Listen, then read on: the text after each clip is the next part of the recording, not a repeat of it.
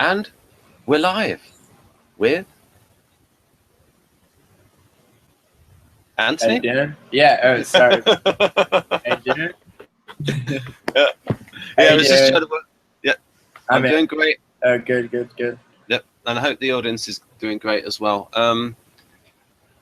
So we're going through the INFJ profile today, and we're only going to do one of the 4 blocks, the social mission block, and I will show people what that is.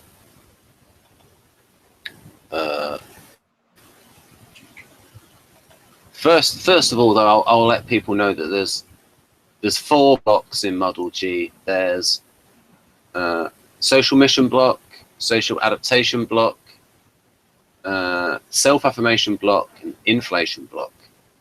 So we'll just concentrate on the social mission block for now.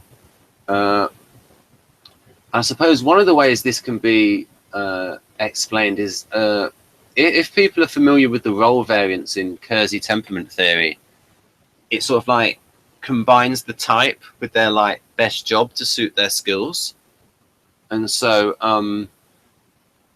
Keirsey called the INFJ the counselor, and I suppose like these 2 functions, NI and FI together, work very well as like the counselor.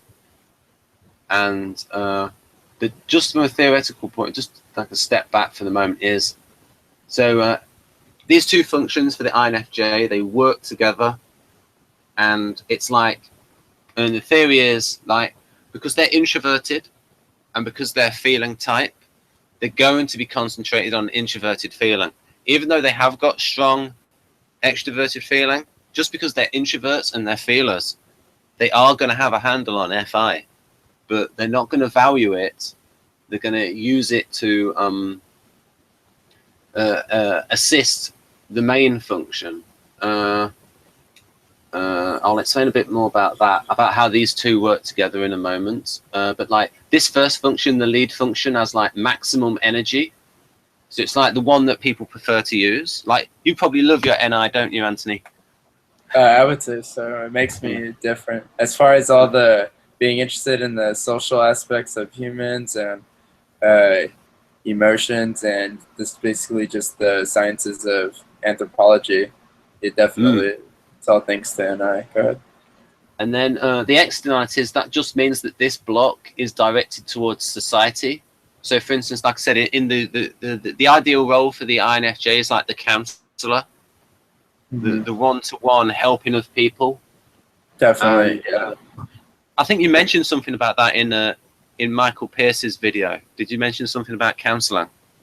Not counselor per se, but I do work as a psych tech right now, and I just I am in the psychology field. However, I did want to say that with Keirsey's temperament roles, I don't like them. That's just my opinion. I don't like them. It puts us now. That's putting us into a too small of a box and limits to what our functions can do.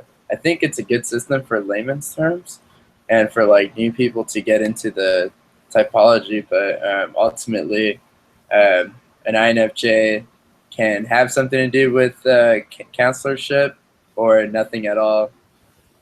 As in we're not just limited to just one-on-one interaction. Oh yeah. We can also be quite the extrovert too. Go ahead. Oh yeah. I mean, so for instance, I like the Keirsey temperaments as well. In terms of so for instance, this is from Please Understand Me Too, and this just shows the roles that they can play. And it's like, so obviously it's just that counselor they're most suited to, and then they can obviously perform these other roles as well. Oh, definitely, yeah. So he splits up the difference between the type and then the role. So for instance, there he has the type, and then the role of the counselor. But yeah, I mean, Socionics as well. I mean, it will call the types, and they'll give it a name of a profession. Like this one, they call the lyric, as in that just means like the lyric poetry, which is like a particular kind of poetry that's not. It's not like song lyrics. It's like a certain kind of it doesn't translate very well into English, that Russian term. But It has like a certain tone to it or something. Right, okay. Yeah, it's right, so people are probably thinking, looking at this, wait a minute, Ben. NI and FI? I don't believe you. FE should be the auxiliary function. Okay, but I can explain the theory to people by using an example of the ESFP. The ESFP, as we know, is SEFI. But in terms of how they actually operate, so this is from the Keirsey description, and these actually match the Socionics profile as well. So Anthony, if you look at those things in the green box, first of all, I'll ask you, do you think those are true of the ESFP? Oh, yeah, definitely. And what function do they sound like? It sounds, I guess, like that sounds like SE. Those in the green box? Oh, it actually kind of sounds like FE. Yeah, exactly. So that's it. So that's why but you see, they're using FE as a means to an end, because obviously they don't have obviously it's FE in a complete. So for instance, both ESFJ and ESFP use FE, but ESFJs sort of use it as an end in itself, whereas ESFPs use it in order to be the center of attention, to be like the actor or actress on stage, to have everybody hanging on their every word. All right, that's amazing how the functions can not only be used live in the moment, but they're almost like perspectives and end goal accomplishments type of a model. Yeah, because so for instance, SE and FI in ESFP, because they're valued, they give some motivations as well. So for instance, and these when it's entertainer goals, that's sort of like specific to the SFPs. Because you'll have like the composer ISFP and the performer ESFP, right? And people have probably got used to a joke that I do now. It's like, so Keirsey had he called that ISFP like entertainer composer, and then ESFP entertainer performer, to sort of show how the two types are linked. Okay. And so then I thought, oh, that'd be like the Latin name. And so I looked for the Latin name of entertainer performer. It's exactly the same. I put it in on Google Translate. Yeah, and so then I thought, oh no, I'll do instead is I'll look for the redneck name of entertainer performer, and there you go. I like that. I like that. Simplifying things. Yeah, now see, that's good. I remember that. Right, and so this is just to show how, of course, ESFPs don't have the values. So of say ESFJ, where they're literally putting all of their attention on other people and social harmony and rules of etiquette and all of that. It's just that in terms of the way the ESFP operates, they will use emotional expressiveness to reach their goals of being the attention whore, the center of attention, the performer. And so they will use those goals, and so they can come off, and so they can be just as charming as, say, ESFJ and ENFJ.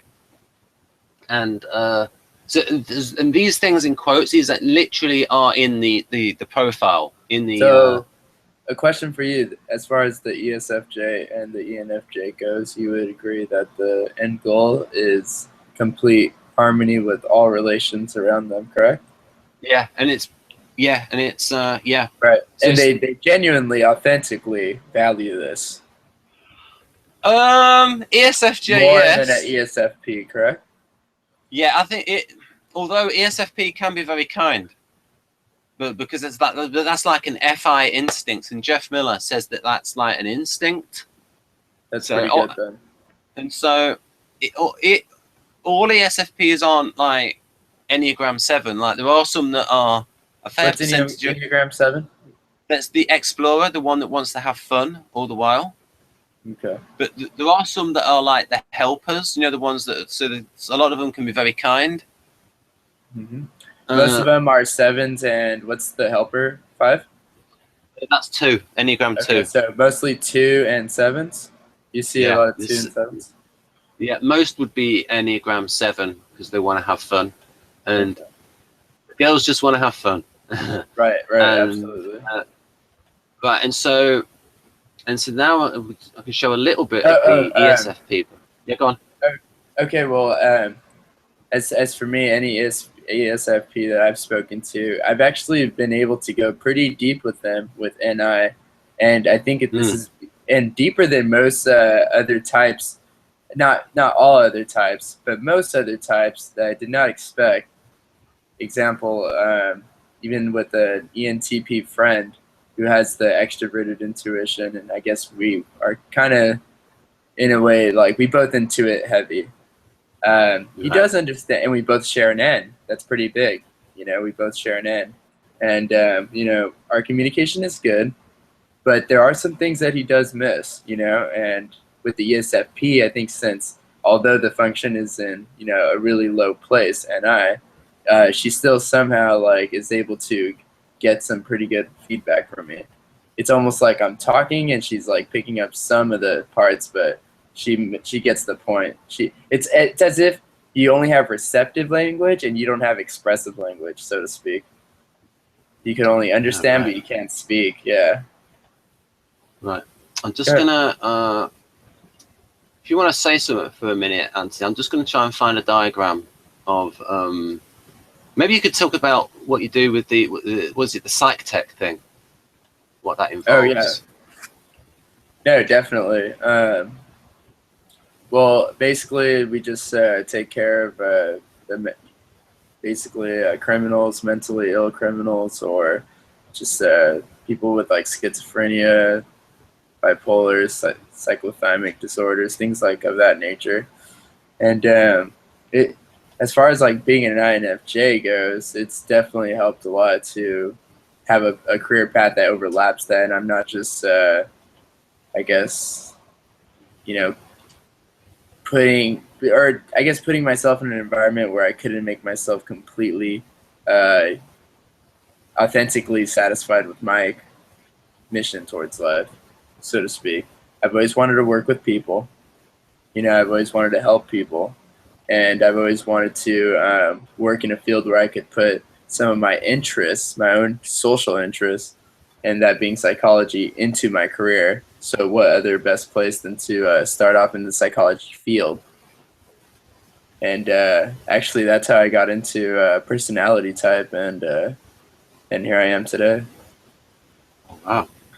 Yeah. So now we're on the subject of NI. So how do you think your NI helps in your work? Okay. NI. It's been said that NI is able to assess a person's character. Of course, this would only be at the subjective level, and only at the subjective level of the user. Okay, with that being said, the more experience the NI user gets, the more, I would like to say, sharp the NI becomes, and less distorted with limiting beliefs or false stereotypes and stigmas and things like that. And I've heard Victor talk about this before, but it almost seems for the INFJ that I don't know if he was talking about NI and SC, but NI is best explained as the fight between two perspectives that the user is experiencing. And I do see that a lot. It could be anywhere from, are humans authentically, naturally self-seeking on a very primitive level, or do we all have a shaman type of perception, as in everybody is good and we are influenced by the world and chose to do wrong things, so to speak. I don't believe that there's evil in the world. I do believe that people are put under such circumstances of consciousness that they may do what is look like to be evil things, very evil things, of course. But as far as just straight up genuine evilness, done enough research to conclude that, you know, it's a matter of perception and subjectivity. An example would be as Osama bin Laden and George Bush at the time, or no, excuse me, Obama. You know, we all see Osama bin Laden as being a absolute, you know, devil. You know, we don't want him, and we're highly against him as a country. But what do you think the supporters of bin Laden say? They say that, you know, no, bin Laden is a leader, he's a savior, and he is not evil. You know, that's what they say. So I have concluded just by that it's a matter of subjectivity. Yeah, it depends on the writing. They sincerely believe in their writings. Do I think we won't comment on that. We don't want a death sentence, which actually is an indictment in itself. Yeah, but I'd say the feeling of, okay, for me, when I first meet somebody, I do want to understand them on a deep level. That's how I truly connect with somebody. And, you know, the good thing about me, it doesn't come from a self-gain type of feeling. It's more of a hidden agenda of understanding, simply to understand, not to gain, not to, you know, better myself in any way, so to speak. But the bettering would be the further understanding, which is insatiable, as it is the TI, the TI hidden agenda of INFJs. So yeah, go ahead. When you were saying that about your approach to your job, are there some INFPs in your job that you've observed, and how do you think their approach differs? I haven't met any INFPs from my job. I've only been able to type a few INFPs, and then I have spoken to Leon, an INFP that everyone knows, and I feel like they definitely have the edge on the more creative side of things. But as far as the more like darker parts of psychology, which is, you know, knowing people's hidden motives and agendas, kind of seeing what is like the, you know, it's such dark truths. INFJs are okay with it being dark as long as it's true. And, you know, I think that also correlates with the fighting of two perspectives of NI. That, you know, does everybody have that hidden agenda, ulterior motive? That, or is this our idealist perception of everybody and what we really want? I think a lot of it is INFJs like artisans, and a large number of people who are detained are artisans, because the education system does not suit their temperament. Yeah, because they find themselves in a position where they find themselves in a criminal position because the education system doesn't suit them, because it doesn't suit their abilities. And that's incredible. Go ahead. Yeah, and so because INFJs instinctively like SPs, they'll be more sympathetic towards them. Because like INFJ has that bit of ESTP in them, and so they can have that bond where they can understand the urges of, and they can sort of like maybe redirect them in more productive ways. Whereas INFPs are really like, their opposite type is ESTP, so it's going to be a lot harder for them to understand the ESTP. Well, yeah, I really could say from experience, like, I don't get along with ESTJs. Like, they, on a positive note, they're incredibly objective, but that low FI is just, maybe I'm being biased, but I really don't like that low FI. Like, it's really annoying. Right. They think that everything they do is the only way, and it goes totally against the INFJ nature, and that's individuation. And we definitely try to find our own way. We've always had to, not being a heavy SE nor TE user and living in a SE TE world, it seems to be the majority. Yeah, ESTJs are no good. Yeah. Yeah, that's like I said, an INFPs and ESTJs are duals, and INFJs and ESTPs are and also a big difference between the two is one's the dual and one's the right. Like I said, for you, you love ESTPs, INFPs hate ESTPs, you hate Right. ESTJs, or rather dislike ESTJs, and they love Yeah, ESTJs. I mean, it's ridiculous to think that there's only one way of doing everything, you know? Right, so Good. it's just so people are thinking, oh, Ben, why do you keep showing the ESFP? And that's because it's just clearer to show. This is the example of, again, creative function. So, for instance, this is why Victor has, like, ESFP as Right. SEFE. And so, as I showed you those bits about, that Keirsey wrote for about describe it, and then when we looked at them and said, oh, that sounds like FE. So this is like Victor's bit as well. So this shows how the profiles compare and back each other up. So knows how to get into the spotlight. So again, using FE to get into the spotlight. And it's like it's FE minus. And they're not doing it consciously. It's because, like I said, it's not valued. It's just that they're using it sort of like to implement their goal. And now Victor calls this profile, he calls the ESFP the politician. So he sees the politician as using people skills in order to get power. Okay, yeah. So ultimately their goal is the SE power, right? Yeah. And it's SE that has all of the traits that what the artisans want. And this is where I think that Keirsey is better than Socionics, is that he will nuance extroverted sensing into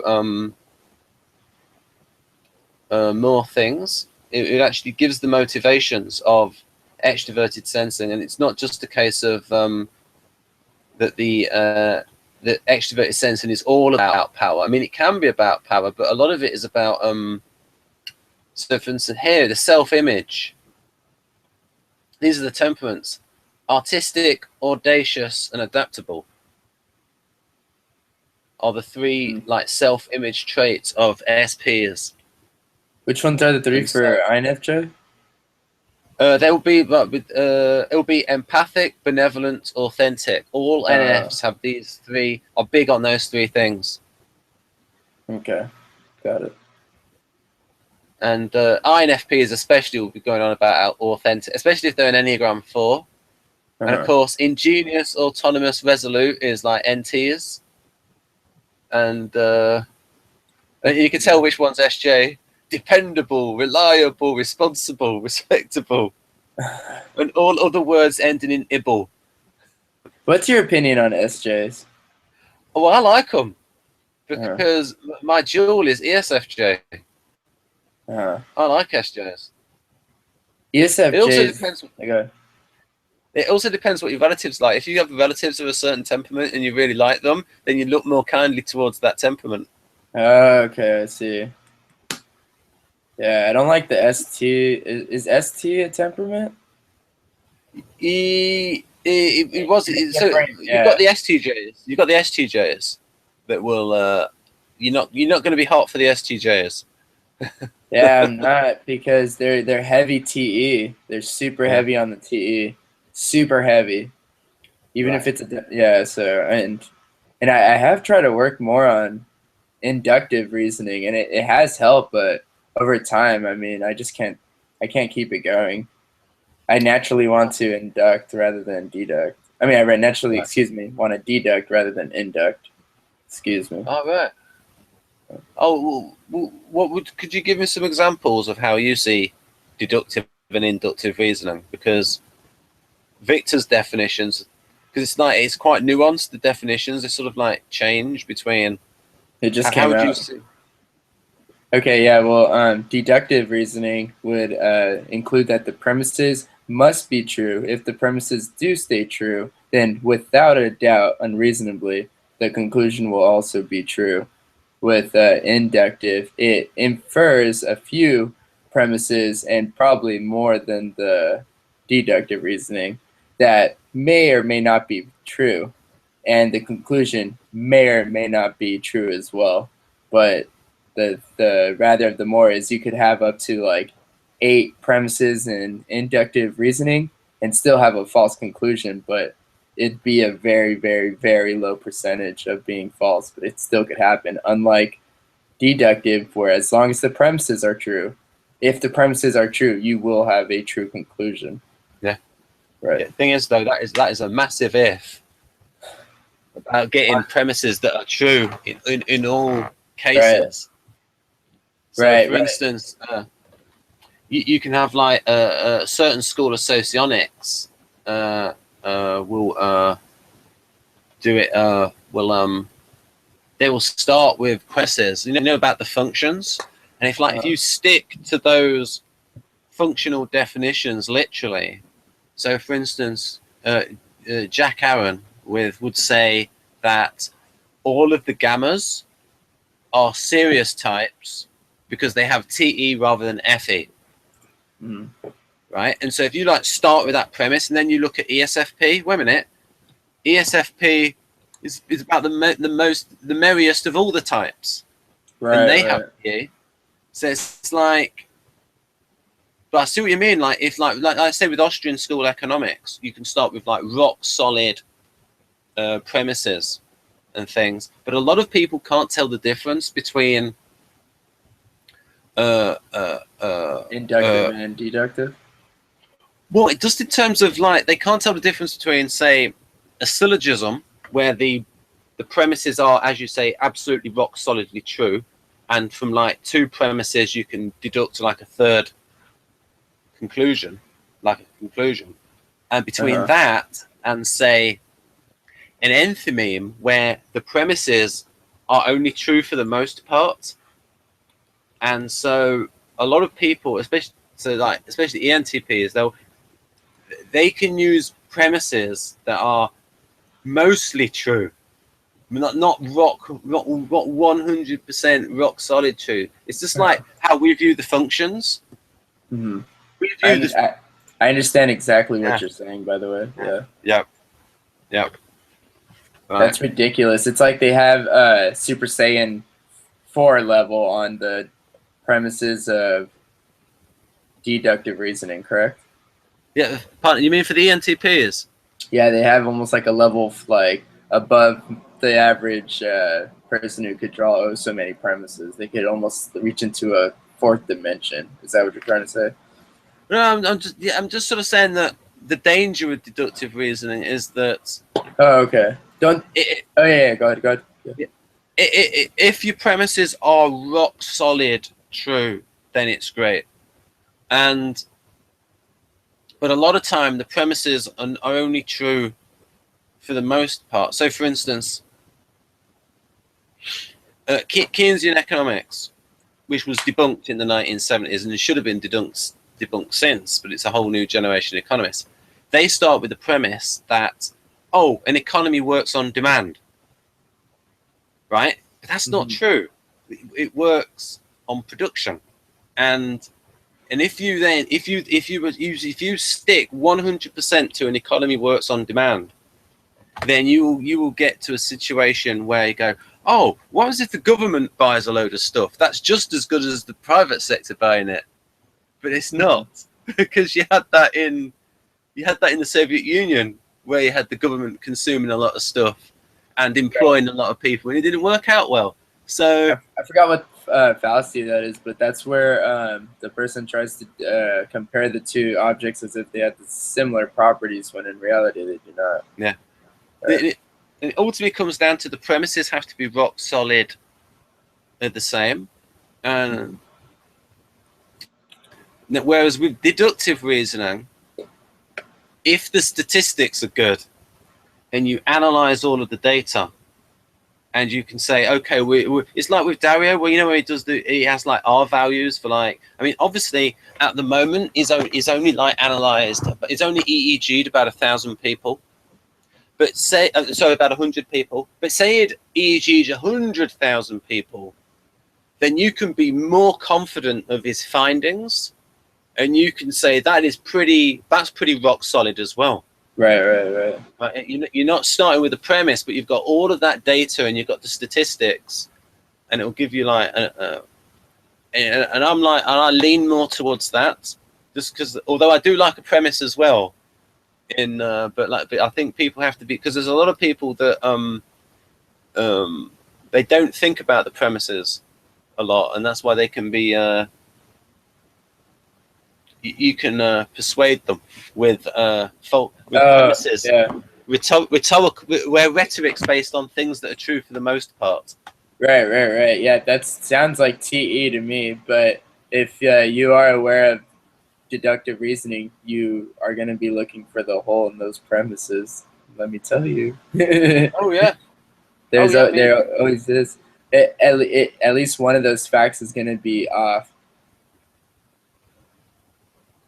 I guess it's like well, a lot of people tend to want the facts first and not the theory first. And I guess with inductive, the premises are kind of more lengthier and they're more detailed and they're more specific. But with inductive, they're kind of more vague and they're more kind of like, hey, the dog is black, the dog has eyes, kind of very matter of fact, simple, short, and to the point. But short and simple and to the point can leave a lot of room for ambiguity, which the premises of deductive logic usually cover that. Oh yeah, it's just that as long as people know what they're doing, they can use deductive. They've got to make sure their premises. So for instance,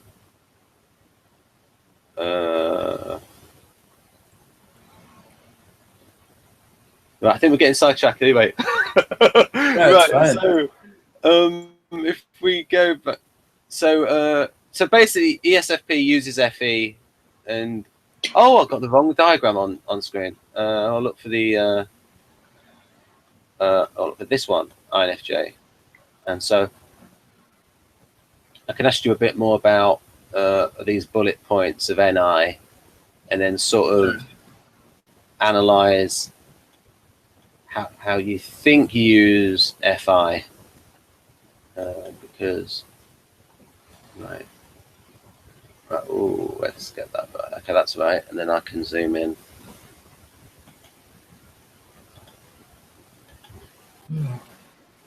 Right. So again, you have an energy for these two things, and they're in the social mission, which is for the INFJs. It's ideally them being a counselor, them helping people, or maybe even in writing as well. They can use these things. I don't know how clear that is.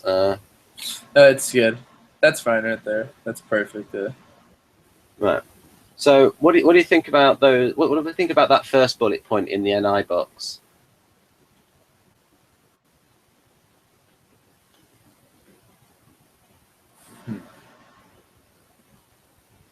Still reading.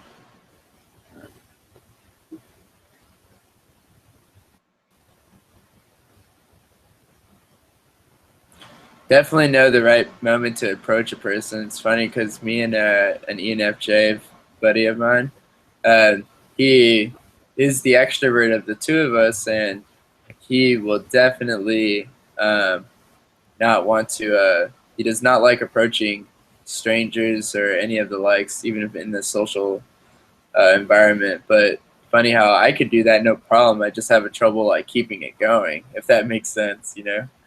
And I guess with him, he'd rather have a slight hangout. Like, example, if he hears like a girl talking about his favorite DJ or something like that, he'll then feel like, you know, he has grounds to go and approach that person. But as for me, I guess I have such a good perspective on what to expect that I just go anyways. So I know when to approach for sure. And yeah, go ahead. In terms of that first bullet point, do you have a romantic approach to life? I guess I do, in the sense that like when I And when I'm not in a relationship, I get a lot of negative emotions. Like I'm very lonely and stuff like that, and heavier, I think, than most people. And then when I do have like harmony in all my relationships, so to speak, or I'm in a relationship, I do feel a lot more. I guess I feel better, like I'm doing better in life, so to speak. I don't feel like so, I guess, ISTP-ish. Because I guess, our goal is to have, some type of success with other people. And at that success, by success, I mean a very deep, authentic level of connection, and communication. And I guess it's kind of romantic in a way, because it's not dealing with wanting to go to space or go to war or something like that, or control the entire world. But yeah. Right, and then you got a gift for dreaming big and anticipating positive changes. How about that? I mean, I do have I guess like that one I can't really give enough premises for. But dreaming big, definitely. Like I do dream big in the sense that I want to do good in my career, but blah blah blah. I tend to anticipate more negative changes than positive ones. I don't know why, Ooh. but yeah, not more negative ones than positive. I guess this could be again, the fight with the two perspectives. Maybe this is like a product of the SE grip or something, but I definitely anticipate more negative things. Yeah. And it could also just be someone's personal circumstances where they could be. And it says can wait patiently until they happen. So it's like if we go back a little, if we go to a definition, because Victor has his definitions of the different kinds of NI. It's sort of like how let's check a different one then. Yeah, it's just a different. Yeah, he had his definition of the functions, and imagine if I mistyped. No, you're definitely not an FJ. You think so for sure? Oh yeah. Yeah. Also, your profession fits it as well. The reason why you like, and also the intertype relations. So NI plus T.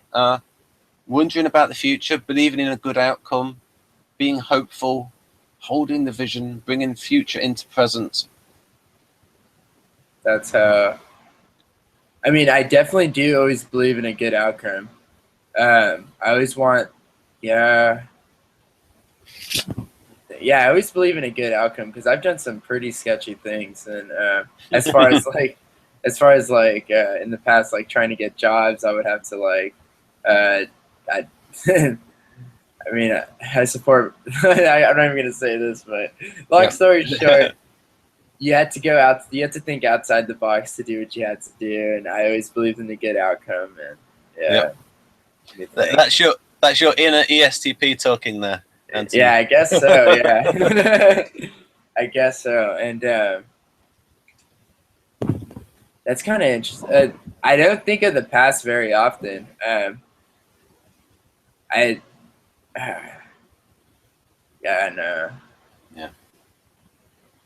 for INTJ. Yeah, I don't really look for like signs of, because I will tend to make the same error again sometimes. Unfortunately, this is like the lack of TE, I guess. And but I mean, once I get it down, like it won't happen again. It does happen sometimes, and I get so frustrated for having a lack of TE. Yeah. Right. So if we go back to the profile, I think it's this one.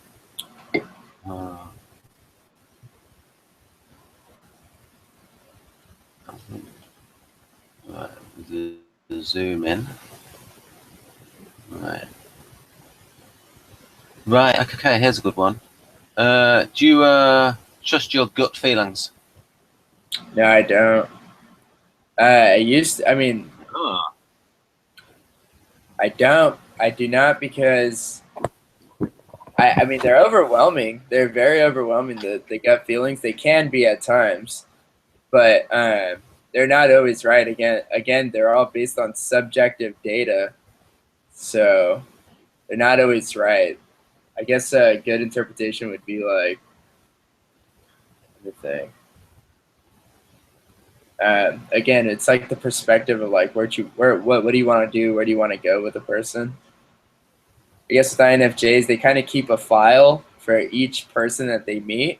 They don't really see people in like a grand scheme. They kind of see them as like, I guess, well, for me, they'll keep a file of like all behaviors and everything that person has done.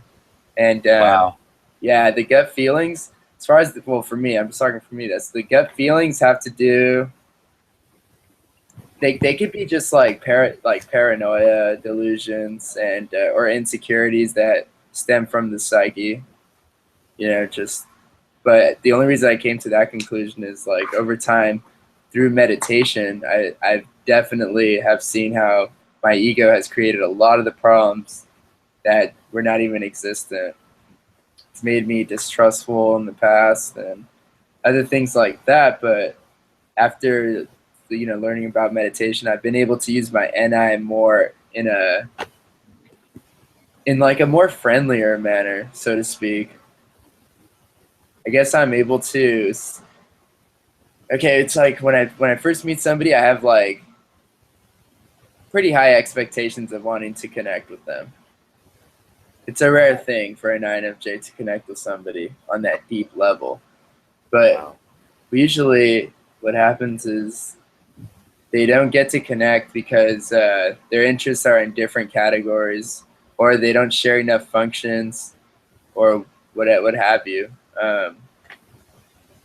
So yeah, like a lot of NFs do understand some of the deepness of the way we talk. We're also like extremely blunt when we talk. If we know you really well, we will show you our entire full self. We won't just have the chameleon up front, and our full self can kind of come off a little bit, honestly, neurotic. And I've worked on this to become more calmer and stuff like that when expressing myself, but it can, INFJs in their true nature, they're like really like, they can be very like,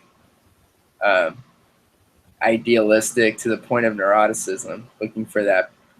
Even if they don't want to admit to it, they may not want to admit to it right now, but it's part of growing as an INFJ to be able to admit this and be conscious of it. Because INFJs, difference between an INFJ and an INTJ, one of the biggest ones is that an INFJ, if you are in a relationship with one, they are going to randomly have emotions that, but on a very heavier degree, and a lot of INFJs that have not meditated or been working on their mindfulness dismiss these sensations and say that, oh, I'm just intuiting something, like you're not intuiting shit. You're just having a delusion or some type of paranoia, your thoughts, basically.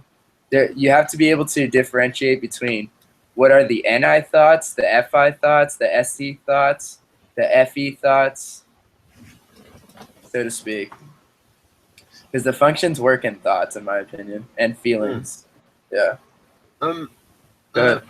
Please tell us about what you get out of meditation and sort of like what the experience is like, because that might be a way to people to get a handle on NI, because it's like such a hard function to explain. The function is incredibly hard. It can take over your life if you don't control it very well. Let's just say this. Naturally, I think most INFJs would agree that they simply want to come to a conclusion. Very, very simply. Let's just leave it at that. However, when dealing with people, due to their FE, this gets in the way, because you're going to want to come to a conclusion way too fast about a person you have just typed or psychoanalyzed, if you're not familiar with Socionics.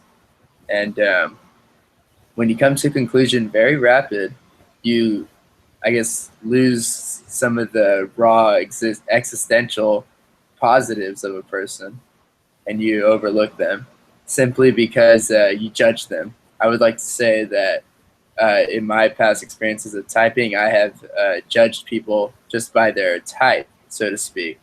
but understand that most people are just individuals with these functions as the filter for which they see the world. It's not necessarily them, once again. It is the environment that they're placed in, filtered through the functions. You could have a good ESTP, you could have a very shitty ESTP. You have a good INFJ, a very shitty INFJ. But the notion of INFJs having some type of like special edge over anybody else as some type of like psychic intuition. I've tried so hard to try to get to some type of clairsentience or clairvoyance. That's never gonna happen. That's we're all just humans. Let me tell you. I always thought that if that really worked, then bookmakers would be out of a job. Yeah. They would be out of a job, and all this. See, what that does work is that INFJs, I can see INFJs going into that field because they understand most generally they have a very good understanding of the average person's psyche. We could deduct that. And the average person's psyche is unaware of a lot of the insecurities and delusions that they are manifesting in their minds. And an INFJ will know exactly how to inflate these and make money off them. Most INFJs, that shouldn't be their goal, though. Their goal should be to self-actualize at all times. In fact, for me, my goal is truly just to come to some type of like high awareness of mindfulness where I just have complete flow of energy throughout my body. I don't feel no stress, and I'm constantly releasing emotions. You know. Mm-hmm. NI is still hard for me to understand. It's all patterns. It's all patterns. It's all patterns. So if patterns of behavior, patterns of, I guess you can say you kind of have like a model. You'll have a judgment, and then you want to see how close they fit to this judgment. And if they do A, B, and C, they must be D. It kind of works like that. If they do A, B, and C, they must be D. Right. I'll tell I can show the audience why I have trouble understanding NI because for me it's the function that works so closely with TI. So it's like my co-pilot function, like creative function. It's like it's so hard for me to see it. It's like the fish that is, the fish that's in water. The fish doesn't know it's wet. It doesn't know it's surrounded by all this water. Because so for instance, I do all these NI things as an INTP, but it's so I can't separate it out from the TI because it's so much together. That I would. I could ask you a question. Are you better at remembering details, or are you better at planning out next week? Like, okay, what are you gonna do next week? You will know right away. Well, I can plan it, but I don't necessarily stick to it. Right. But you can definitely plan it. Yeah. You could definitely plan it. Yeah, a lot of people they don't even want to plan it. They won't even go as far as opening a calendar. That's what I'm trying to say. Just the mere thought. Again, with the thought, like my IST or my ESFP friend will definitely not want to plan anything further than a day. And I'm pretty sure, like you and INTP could probably plan further than a day, with the NI being your second. Yeah. So for me, when I would read something like good at predicting consequences of an action, I would think, well, that's logic. So it's like really hard for me to like separate that from the TI. So it's hard for me to see my NI, except that maybe I have a desire to see the cause and effect, the knock-on effects, the consequences, to see how things will develop. So like I said, really hard for me to separate it from the TI. Okay. Okay. That's interesting because you are intuiting thoughts, and then you are also thinking of thoughts. I guess. And I'm in NE so much that it's hard for me to, because I value the NE, because I'm like an NE subtype. Uh-huh. So I have some ENTP-ish qualities. So I've like, so it's so hard. So like I said, that second function is like powerful, but it can be hard to see in certain. It's Yeah. hard for the person themselves to see it. People outside of them can sort of see it. The Johari window.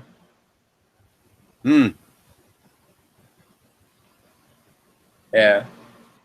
Yeah, that's interesting. I think it has to do with what you're consciously and unconsciously aware of which functions you're doing. A good thing about meditation, it makes you, yes, more mindful. It's almost to the point where you can see how effortlessly some functions come out when you start talking. Example, I could think of the thought of, I want to say the red car goes left, but then when I actually speak it and I say I pause a little bit, car, pause a little bit, goes, pause a little bit, left. I'm able to intuit, like, all along those pronunciations, more things where I could have tangent off. And I think ESTPs use this a lot like that, if I had to give a good breakdown. So I wanted to say, I had the thought, the car goes left. And then I wanted to say to Ben, you, the car goes left, indeed.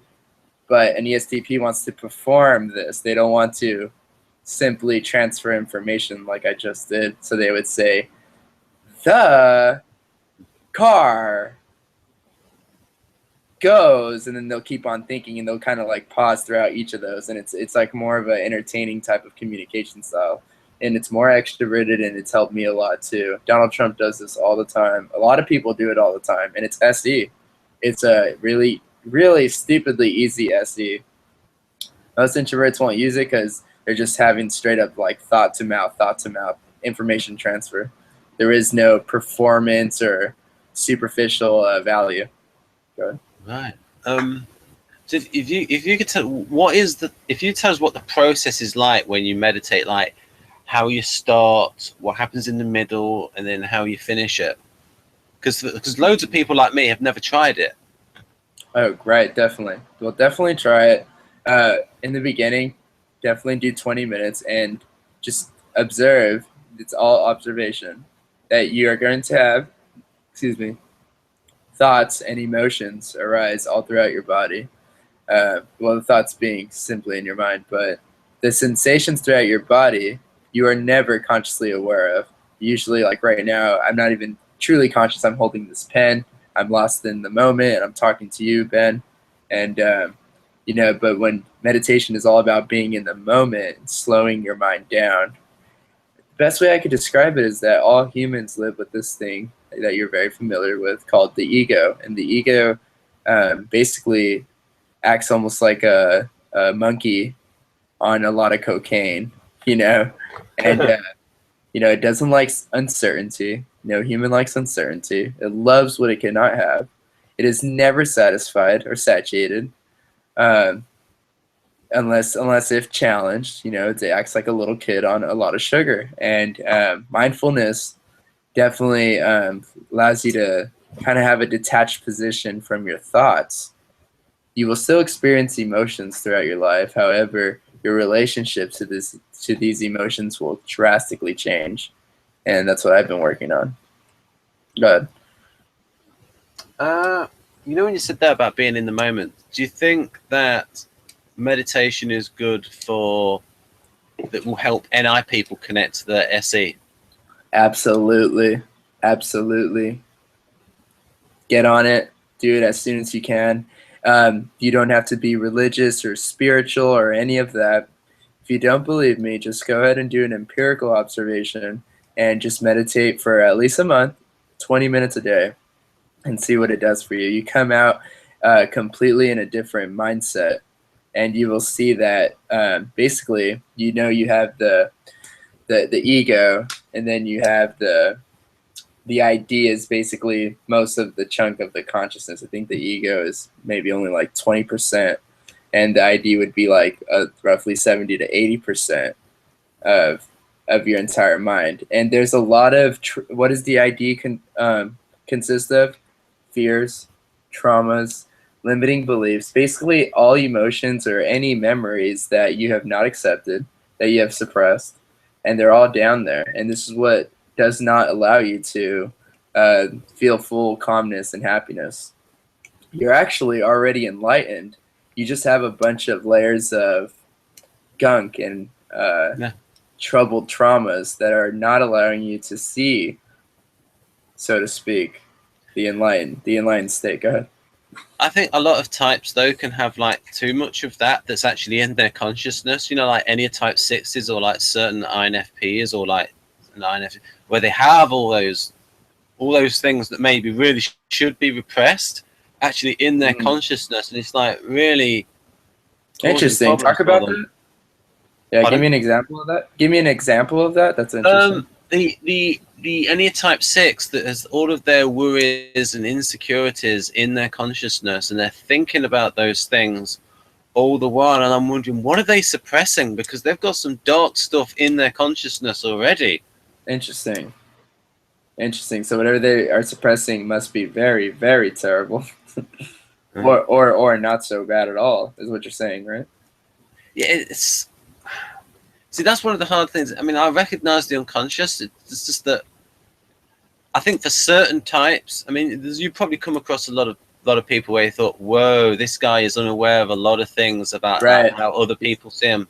Right. He's very low consciousness, or what I like to call low con. Yeah. Or you might see those people who are too self-conscious, insecure, and they're just like going over their failings all the while and sort of paralyzing themselves because they're too self-aware. Interesting. I didn't ever consider that, being too self-aware, but it does make sense, being overly self-conscious. I think it's because they have not been able to accept that they are just like everybody else, and that the world does not revolve around them, so to speak, type thinking. Reason why is a lot of people feel that if what is happening to me only happens to me, this entity called me, that I'm somehow attached to my failures, and it's not like that at all, you know? It's I'm glad you said I and me, because that reminded me of the FI sheet that we can go through. That I usually have the positives and negatives of it. I think I showed it in the Hangout with Michael Pierce #1. Right. So if we go, because like I said, just by concentrating on these two functions, we're not overloading people's minds by like doing all 8. They can really like. Chelsea's got right. Strives for positive thinking. So definitely just a rewrap for NI. Definitely meditate and watch out for the paranoia thoughts of introverted intuition. Always have evidence. Oh, here's a principle for NI. If you do not have enough evidence, do not accuse or assume. Your NI can be wrong. You are not more special than anybody else. Your NI is merely a psychological function that develops patterns at a very high rate based on subjective data. Remember the subjectivity. That's it. Go ahead. Moving on. Is it a cool function? Is it a cool function? Absolutely. Can you get to know somebody's dark side very fast? Absolutely. Go ahead. What do you think? Do you think you do strive for positive thinking? Yes, absolutely. I do, because I've even tried to compensate my lack of TE and try to be very logical, but at the end of the day, it's just either A, too much energy, or B, I just feel like it's violating my who I really am. Like it feels almost fake and superficial. There are some very cold-blooded people out there. Case in point. They're very selfish, very cold-blooded, and they just simply do not give a rat's ass, you know. And I guess we have more ethical integrity and that's what separates us on that one. Right. So this is an SVG file, so I can go like super zoom in and it still stays sharp.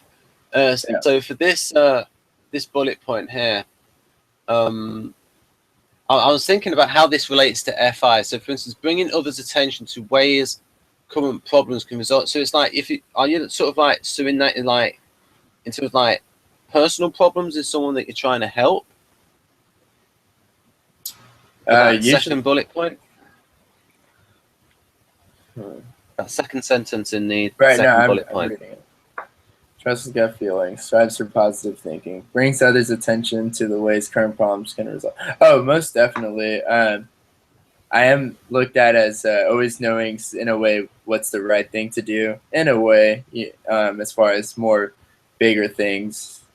A good example would be my friend wasn't sure what to do.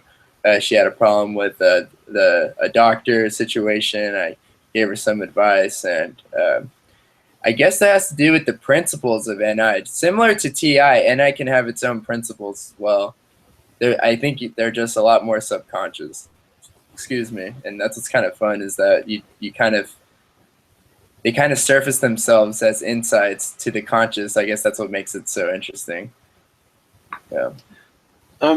I would see NI as how things change, how things develop, whereas SI is like it's going over the same thing, the same procedure again and again and again. Yeah, definitely. There's no INFJ out there that likes tying their shoes every day. I could tell you that. You know, any mundane task is ridiculous. It just holds us back of using our I don't want to say intellect, but our intuitive powers, because it's not always just pure intellect. It could just be creativity. So I guess intuition has kind of a intellectual feel to it, but a lot of it is also creative too. Can't say it's a pure thinking function. Can't say it's a pure feeling function either. This last bullet point, how much of this is true for you, and how much do you think is true for other INFJs? This hints and allegories things. Yeah, I mean, simply speaking, every INFJ is always going to kind of double question what you just said. So if you say, like, I like the color purple, the INFJ's initial thought is going to be not, oh, he likes the color purple. Unfortunately, it's not going to be that. It's going to be like, why did that person tell me they like the color purple? You know, are they trying to be, are they trying to fit a certain stigma or category or stereotype? And you'll just start going through all of them. And you will always find something, I guess, because nobody's perfect. It's almost like a paradox. Nobody's perfect, and I will always find something. And it's bad. It's really bad, because you can be very critical. You can make some very, very harsh judgments on people. You can be very insensitive to other people, you know. And you can be very, very sensitive to yourself and critical on yourself. It's ridiculous. So definitely don't think NI is your all or nothing function. That's just the insecurity of the INFJ. The INFJ needs to learn how to use its intuitive powers alongside its other functions to get some real results. Nobody can just get some crazy results with just NI. You need the FE, you need the TI, you need models, you need SC, definitely. Go ahead. And so for this creative for the FI, so see how sort of investigate how we use both together. So the idea is that it is the means to achieve the NI goals, and sort of like it uses as much energy as your goal. So the idea in this is that your NI lead function sort of like defines your goals. So it maybe like your NI and your FE, they define your goals, your motivations, and this creative FE is just a way of implementing your NI. And that's interesting, because wait, you mean FI, correct? Yeah.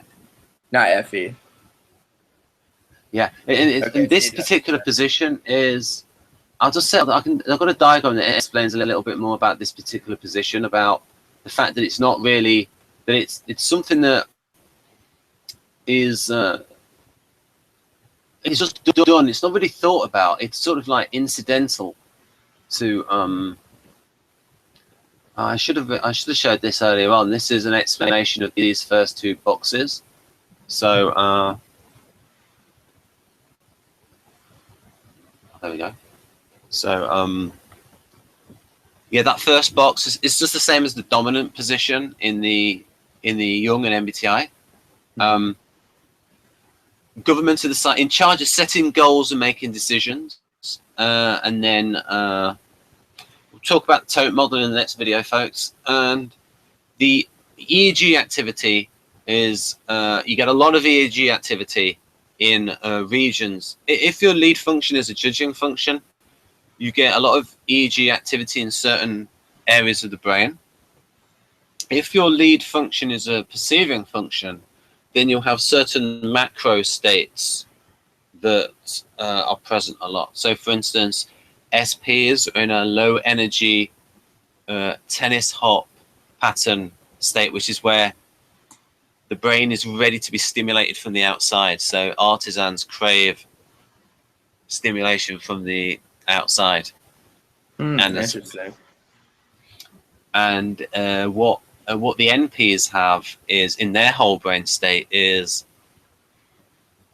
they'll have, like, when they're like tangenting and thinking across contexts, there was one part of the brain will stimulate another part of the brain, because like they're going across different bits of, so doing that comparative thinking all the while, interdisciplinary thinking across, and that's very draining.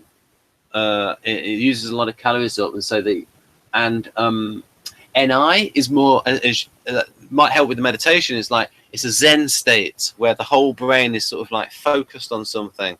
Interesting. Interesting. Yeah, I've had those heavy NI moments where I just feel on top of the world, so to speak, very hyper focused.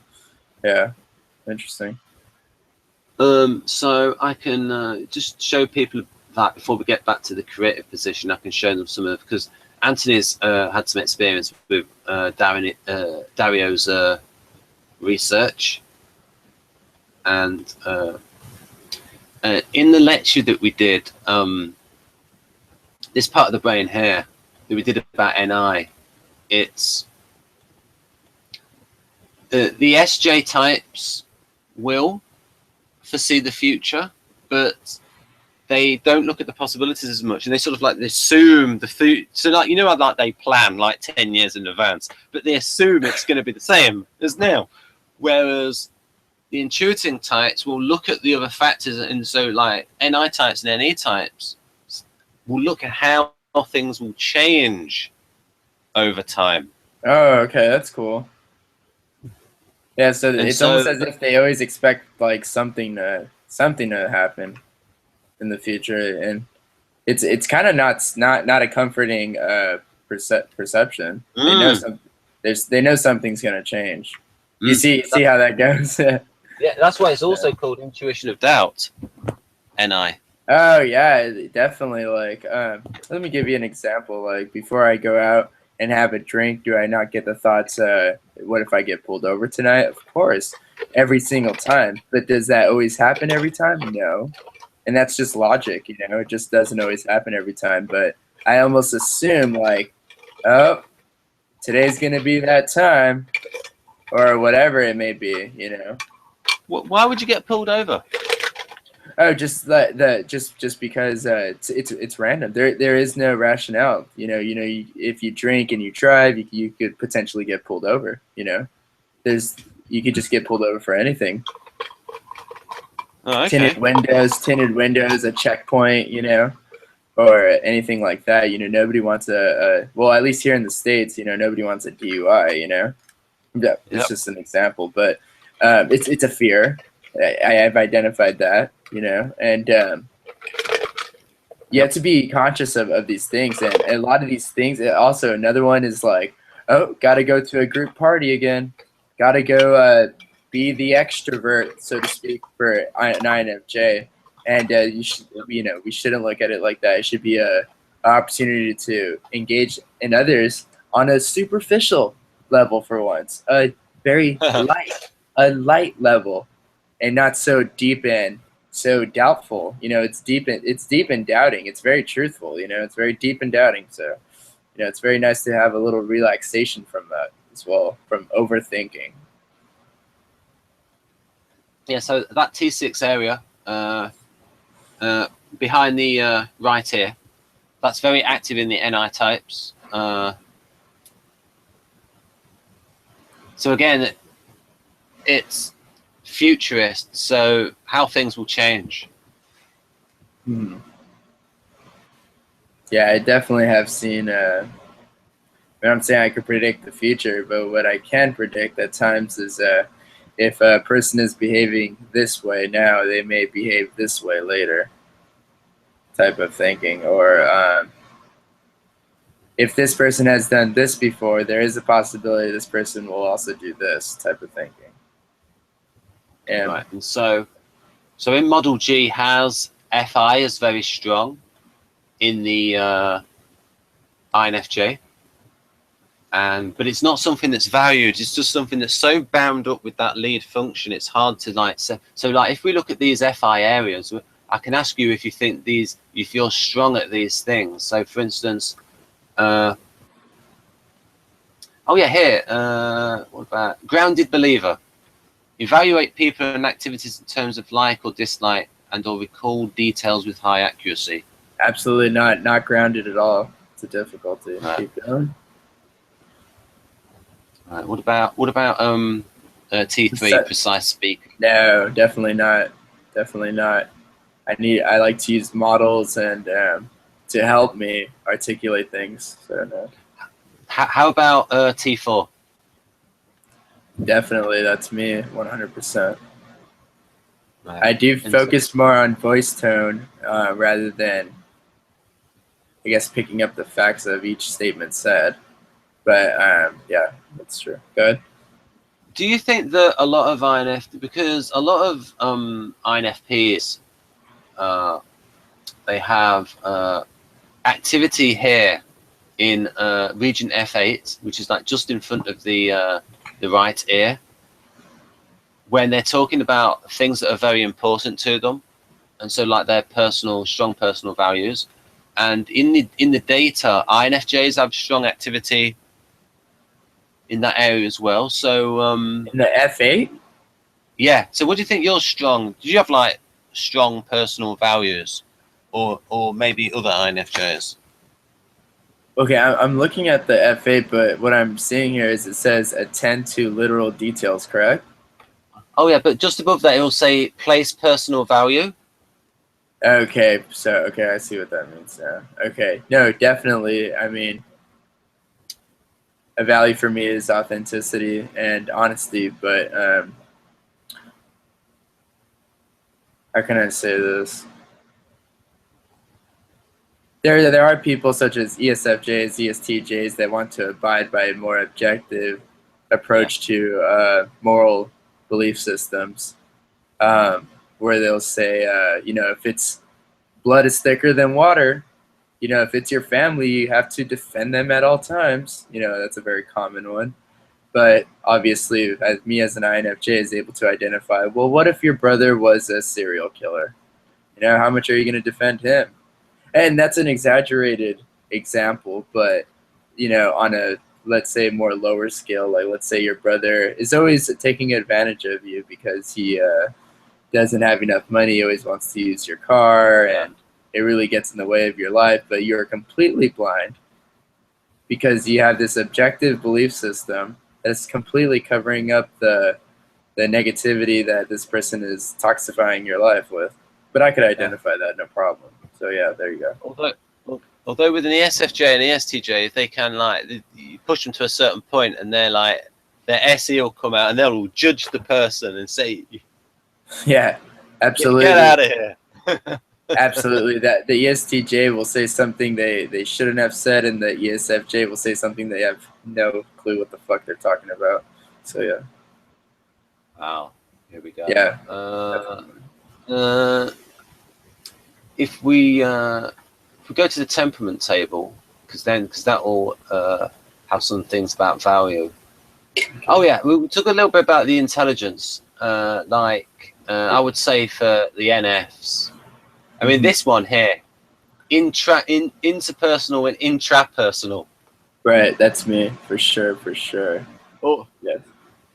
Oh, intra, intra, intra, intra, intra, intra all the way.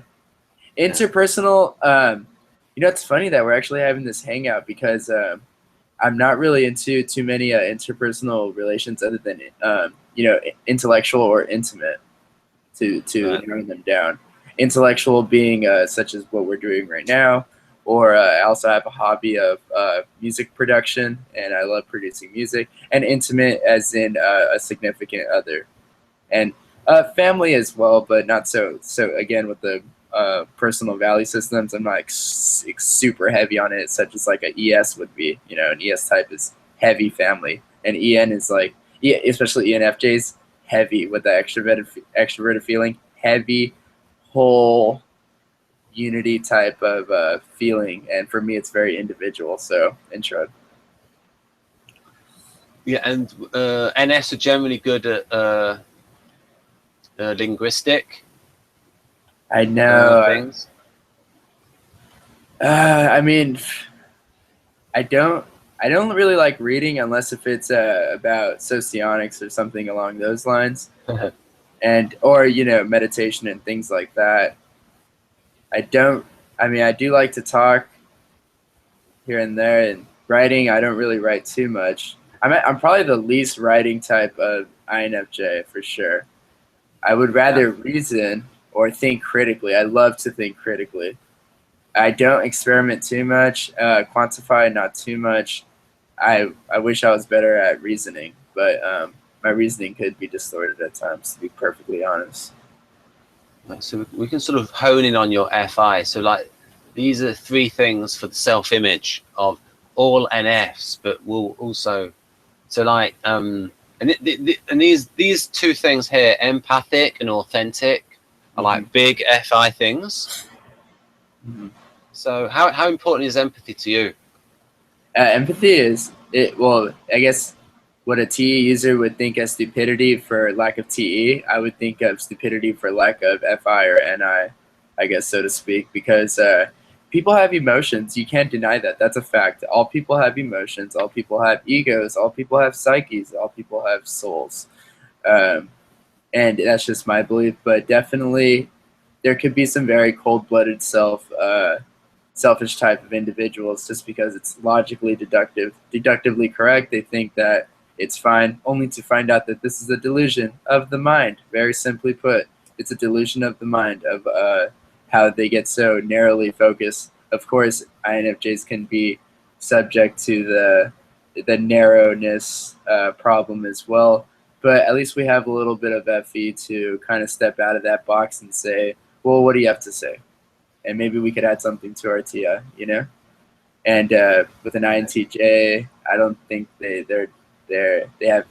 have any interest in what you have to say unless if it's to assist them, so to speak.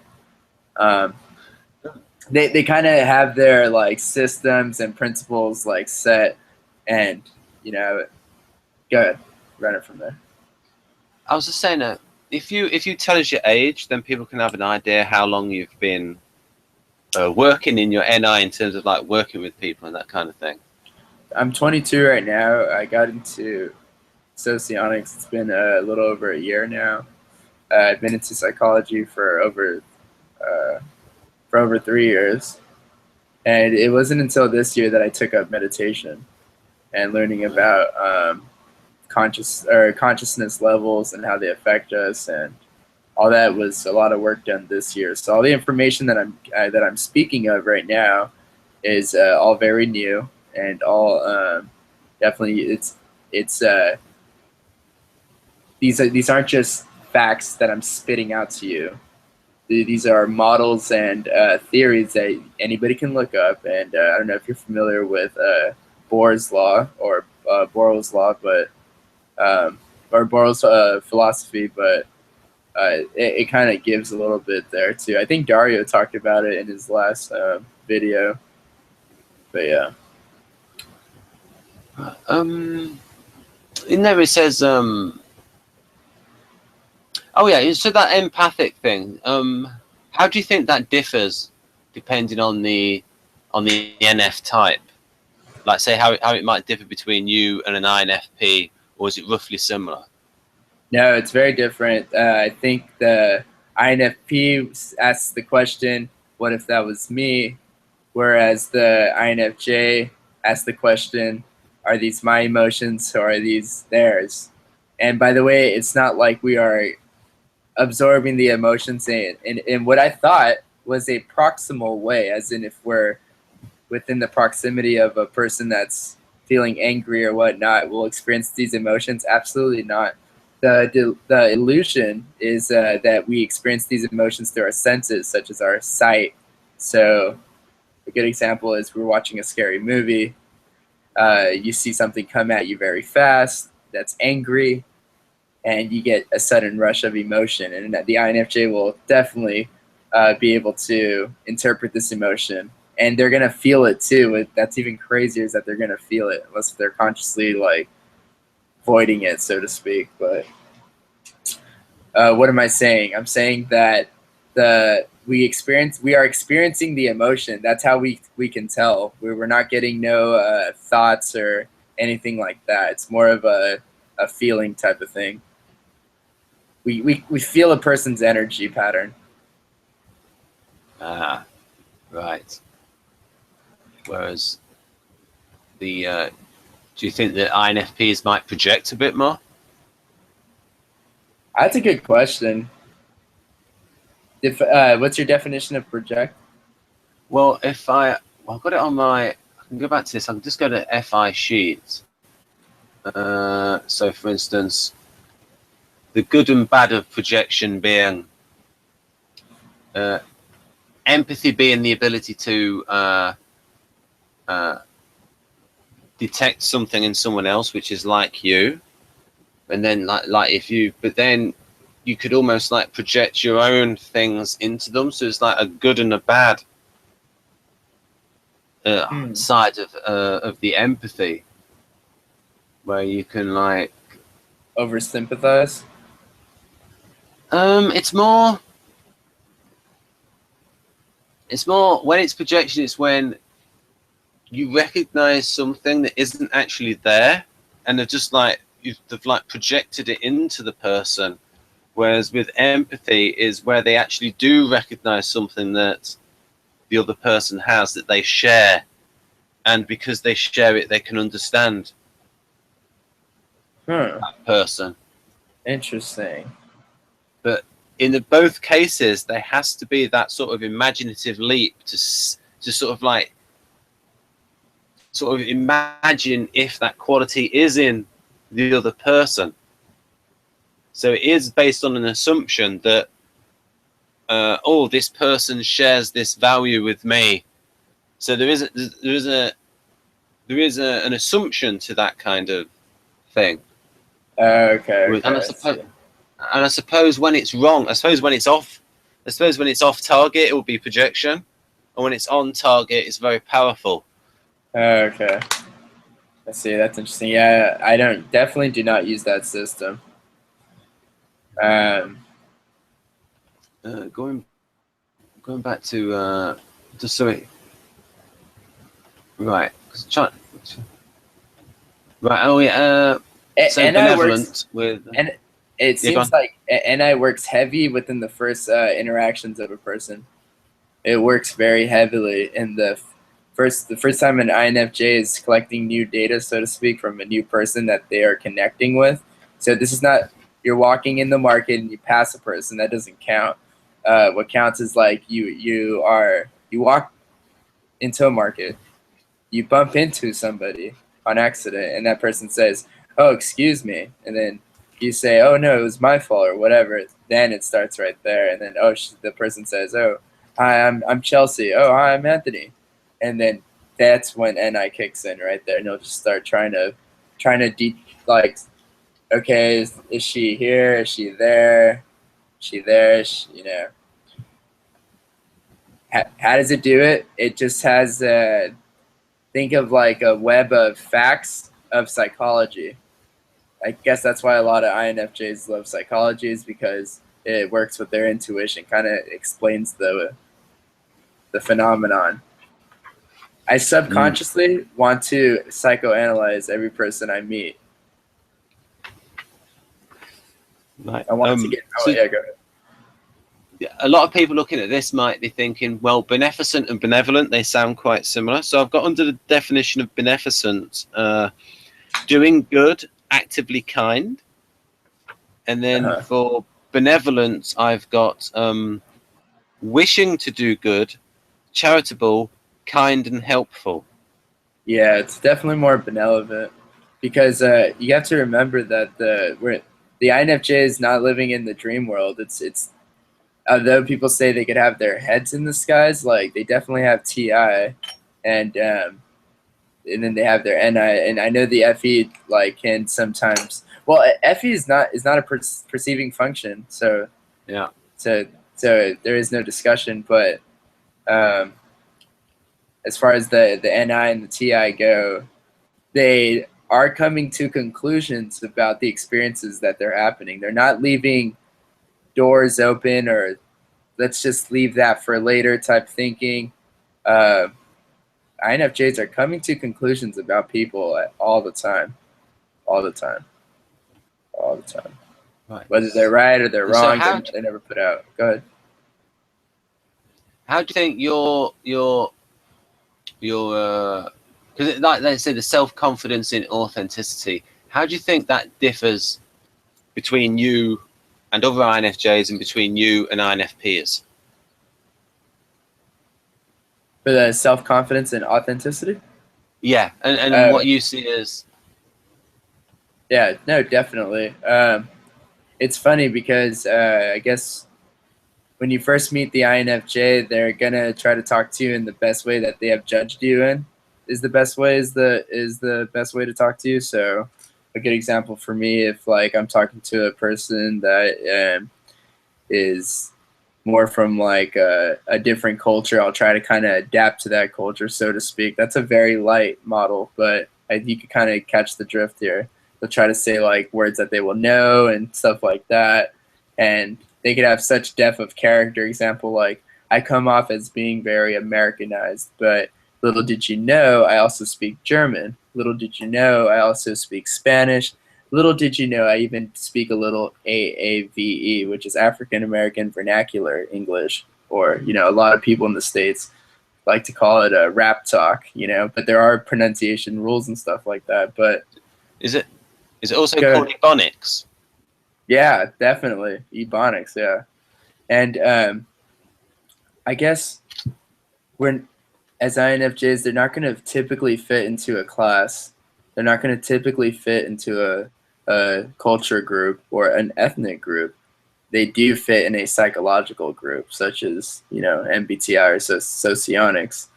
But I guess it's never been a challenge. What it has been is a constant journey of collecting data, of constantly coming to an understanding of all people.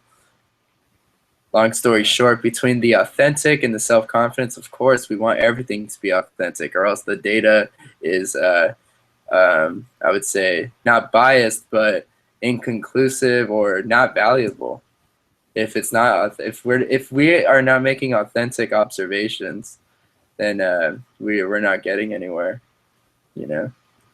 That's why I don't like to have discussions. I like to have.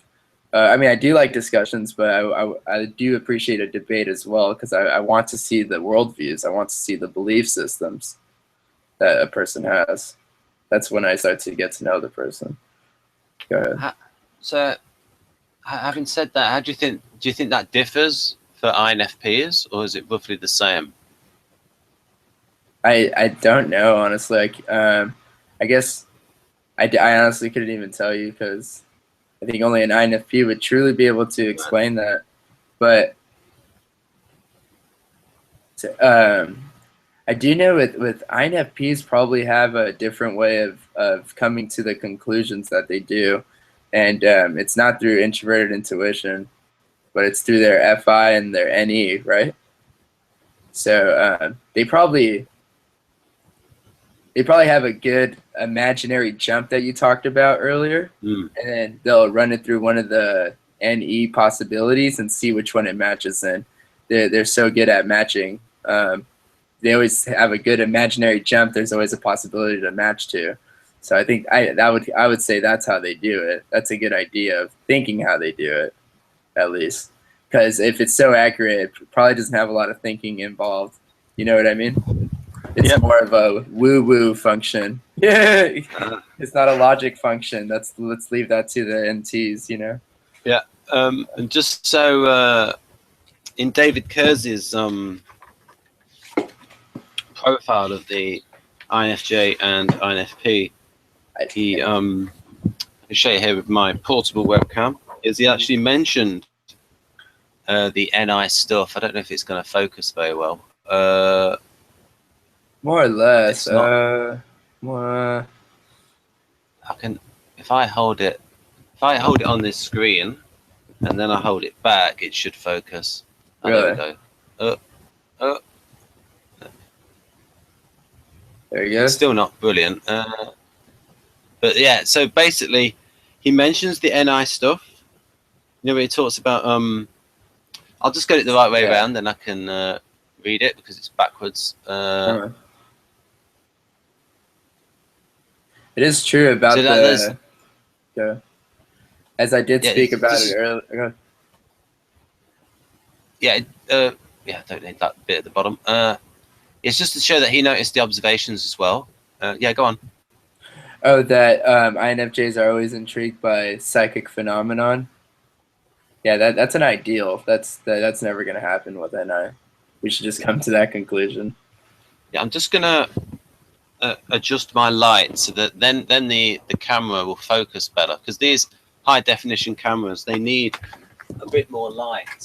Okay, here, I have something for you. If you could swallow this big pill, are you ready for this? Yes. Okay, let's just say that. Can you put the last slide that you had on? Okay. This? Right. Yeah. Let's just say that most INFJs are intrigued by psychic phenomenon. That is true. But to reach an ideal in some type of psychic ability is a little extreme. What I do believe is that NI is a illusion creator, so to speak. And a lot of INFJs are known to be manipulative and whatnot, but relax, we're good manipulators. And believe it or not, every social interaction you have as a human being with another human being, believe it or not, is a manipulation of reality. Swallow that pill. Okay? And yeah, everything is why?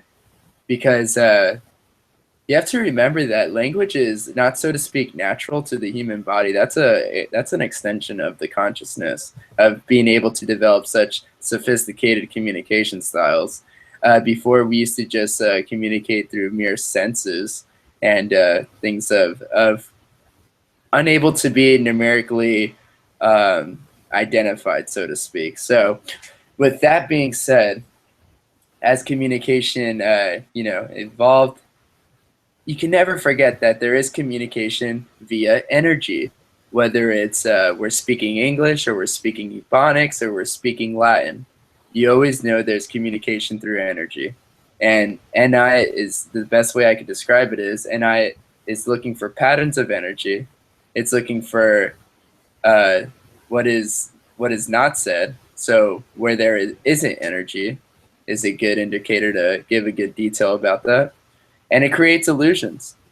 So oftentimes when an INFJ wants to learn another layer of you, they will truly enter their Zen state NI just to make a peaceful enough emotional atmosphere to where you can feel comfortable enough to start releasing. It's kind of the goal. And when an INFJ does this, they start to gain energy. That's how I know. Because I will start to gain energy in the interaction it's as if I'm getting to the gold or the valuable meat of the crab of the information, so to speak. You know, the Alpha Centauri of the person, because it's almost like what their most raw nature is without all the bullshit. You know. So Have you ever had any of these episodes of foreknowledge, so premonitions and things like that? No premonitions. I think all those are just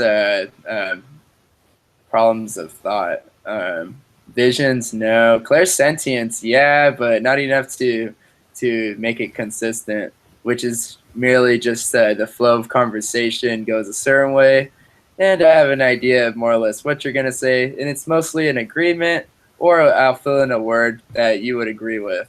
How about that, you know? Right. Yeah. And then this is just just their linguistic ability. Say that again. So It cut out. INFJs. Go ahead. Say it again. Yeah.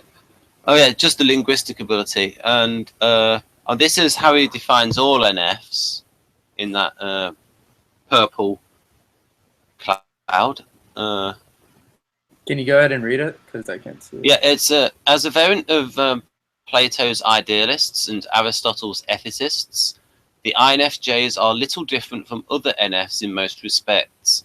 Like all the idealists, they are abstract in communicating and cooperative in implementing goals. They want to learn about the humanities, are preoccupied with morale, and work well with personnel. In orientation, they are altruistic, credulous, mystical, situated on pathways with their eye on tomorrow.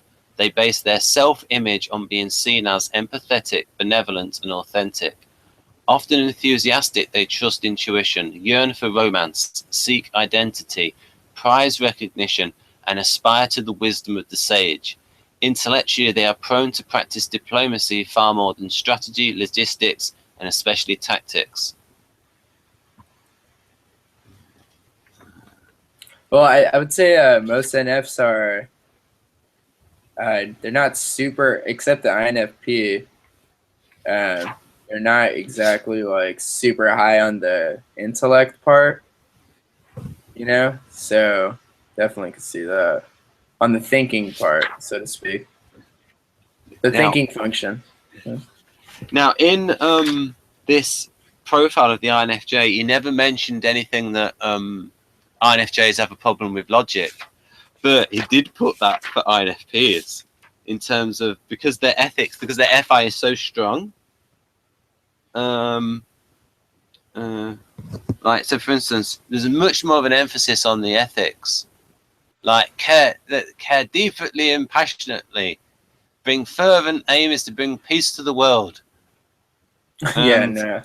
See, all that sounds too like woo-woo, dreamy. I mean, as you can tell, Ben, by talking to me for the past like few minutes, you can tell I'm not too head in the clouds type thinking with that rationale. Yep. But yeah, and I sort of like color coded this to like fit Model G with these color codes. So with those color codes, and so I tried to look for the creative NI, so fantasy field. For the I think this is the break SE in terms of they're not standing up for themselves. Hide that this find it difficult to anyway. But the main point is that what he says here about their logic. Here, this is I think this. I thought this amused me, and I thought, wow, that's a bit rude as well. They show a tendency to take deliberate liberties with logic, believing as they do, and unlike the rationals, that logic is something optional. They may also at times assume an unwarranted familiarity with certain subject matter, believing in their impressionistic way that they know all about that they never really mastered the details. They have difficulty thinking in conditional if-then terms. They tend to see things as either black or white, and can be impatient with contingency. So that will show like the conflict between the TI and the FI, whereas in INFJ they have launcher, so hidden agenda or tertiary TI. So I'm sort of like getting at the differences between. Let me tell you something. The only person that can make me feel stupid is a heavy TE user. At least with the TI users, they tend to they know they are they have the function stronger than me, but they never belittle me because I guess we share the function. Oh, thank God, right? But with TE, I guess there are some points that the only person that makes me feel inadequate it would be a TE user, as far as the intellect goes, so to speak. So, especially INTJs. Oh my god. Yes, I did a video on that. I don't know if you've seen it yet on intertype relations, the kindred relation. So What is the that types mean? that share, it's the types that share the same top function. So you've got INFJ and INTJ. Yeah, there are days And like I wish I was an INTJ. Yeah. Yeah, I mean, I can be honest about that. Why? Because INTJs can always logically induct that their emotions are just these little stupid balls of paint called feelings, and they're kind of girly, and it kind of makes life a lot easier for them. But do they go overboard on it? Yes, absolutely, and they have a lot of problems with that. Go. Just to show, because I love Socionics, but I also like the Keirsey profiles, is just to show you about. Sure. Absolutely. Go ahead. A slight digression. This will show the Keirsey profile of the INTJ. I think is brilliant, and it actually shows you that he's observed things that are like deep down in like the Socionics profile. Let me see this. It's good. It's good. It's good. Oh. Oh, sorry about that. Oh. What was that noise? It sounded like you're making coffee or something. Yeah, definitely. It's a torch. I'll explain later. Hold on, give me 1 second. Wow. But go ahead. Bring up the model, please. Yep. Okay. I'll just show the INTJ in the Keirsey profile. It is in. I've got to get the right file. Right. Please understand me too. Scans. Abstract utilitarians. Rational mastermind.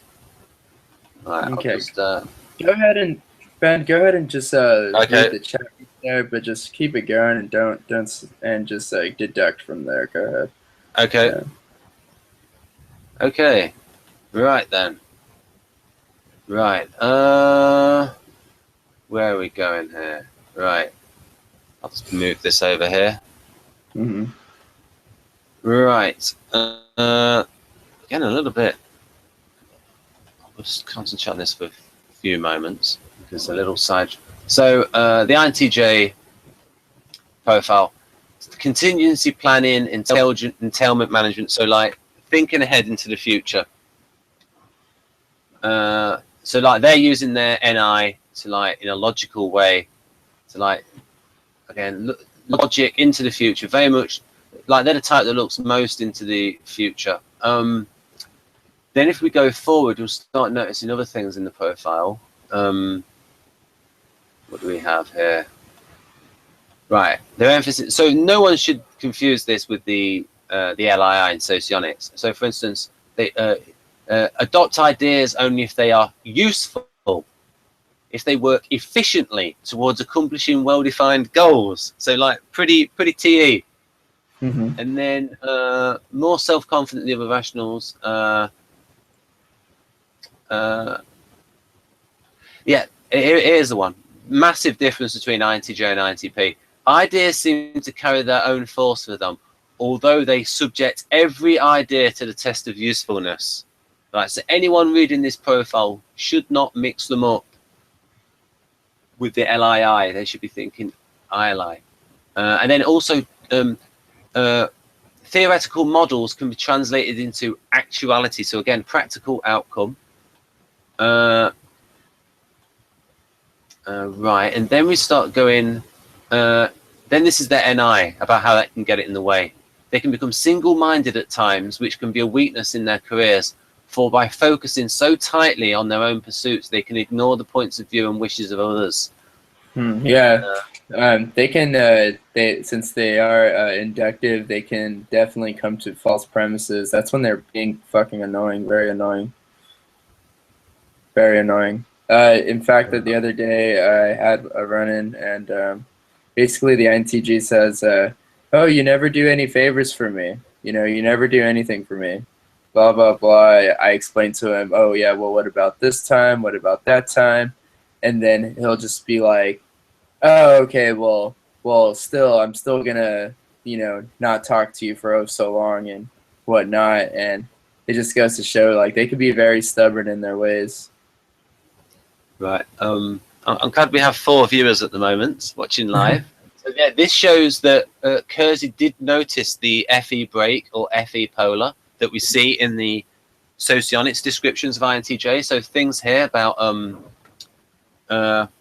unemotional, cold and dispassionate, indifference to criticism from their fellow workers does not particularly bother them. So it's like the FE is not very important to the INTJ, but then later on in the profile, we do actually see that they are emotional on the inside. And this is the difference where INTJs want, like their jewel is ESFP in Socionics. So it's like this shows how.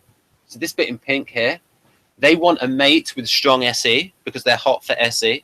So it's like, so they don't want a submissive mate because they're hot for an assertive partner. This bit here, they want their mates and able to stand up to them. Interesting. They almost want a challenge.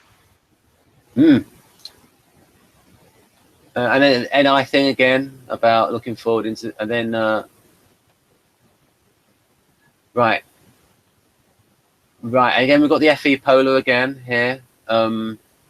Even in the more casual social situations, they may appear cold and may neglect to observe small rituals designed to put others at ease. Oh yeah, definitely. Yeah.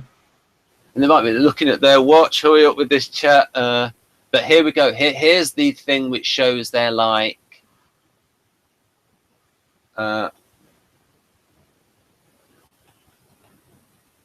Right. Now, where's the combination is? Right. So you've got this. So this is the outside here. Make no mistake, the emotions of an INTJ are hard to read, and neither a male nor female of this type is apt to be very outgoing or emotionally expressive.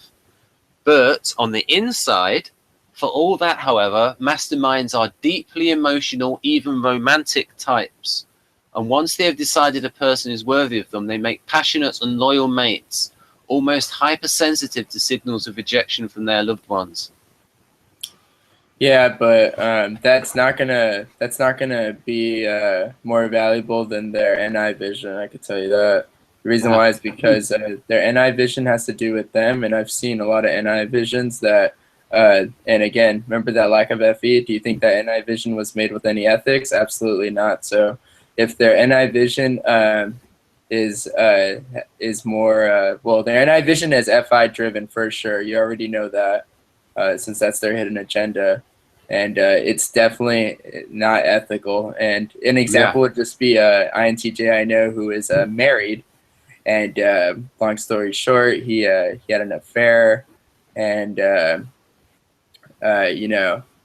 it's kind of funny, but you would think that like what I just read, that they have a hypersensitivity to rejection from their loved one, but their NI vision was probably to at least for this one, maybe have more sexual abundance for whatever reason. That's just a conclusion I could make. And did it surpass that little lovey-dovey fact right there? Absolutely. Why? Because it was never created with FE in mind. It was created with only NI and FI. Yeah, so they got that loop of like being so internalized where not caring what other people think. It's that ACDR indeed did this video where he said the NI FI closet emo loop. Yeah, they don't care. No way. No way. Wow. That song is like, they're definitely the ones to be like, oh, if I hit the lottery, the hell with all you guys. And it's funny because logically it's kind of a smart thing to do, but it's a very cold-blooded thing to do. Even me as an INFJ, it's super cold-blooded. I mean, and then I think that although I think I know an INTJ, I think they can. I think in a rare circumstance you can get an INTJ like Enneagram 3 wing 2, and that 2 wing will give them some. I think the guy that helped me with these diagrams, I think he's an INTJ, but the rare, great kind of INTJ. And also Dario's an INTJ as well, and he's okay. I think Dario's he's more intellectually focused than this other INTJ that I knew. Yeah. Yeah. This INTJ was on a much lower consciousness level as well. Yeah. So I'll go through these FI things because, and then we can go back to the diagram to sort of like have an idea of how we use it because.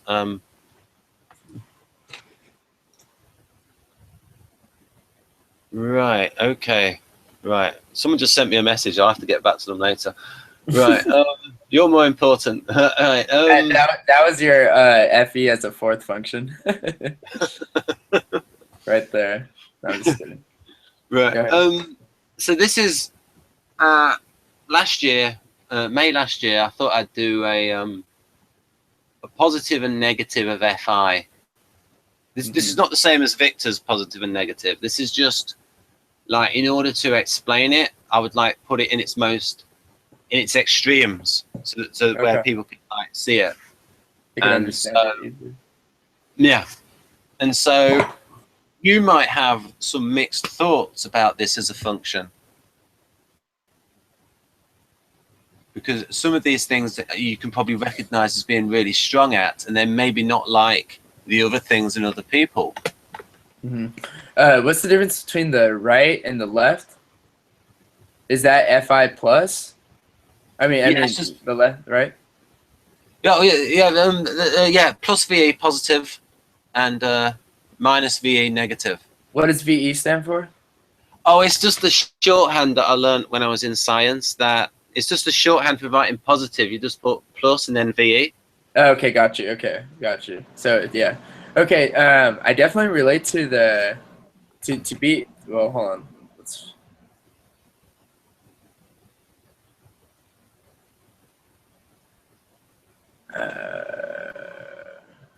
Yeah. You probably just clicked on my square. Huh? Oh no! I'm still reading this square, but yeah. I honestly relate more to the negative VE. Yeah, that's right, because you don't value it as a function. But okay, yeah. Well, okay, here we go. So the self-righteous, how can I support that? Self-righteous, you do know, since I study a lot of socionics and stuff like that, what is aware in my sight of other people's psyches, and I try to demonstrate, a technical issue in their psyche, so to speak. They will be unaware, and I kind of judge this unawareness as being incompetence. It's almost like an INTJ's lack of TE. Well, mine would be the INFJ lack of FE type of thinking. If that makes sense. And I'll kind of be self-righteous in the sense that, oh, since I study psychology, I must have all the principles and the least chaotic mind and the least insecure mind and all that. It's almost like a bias, and they automatically. I automatically kind of broadcast that unconsciously.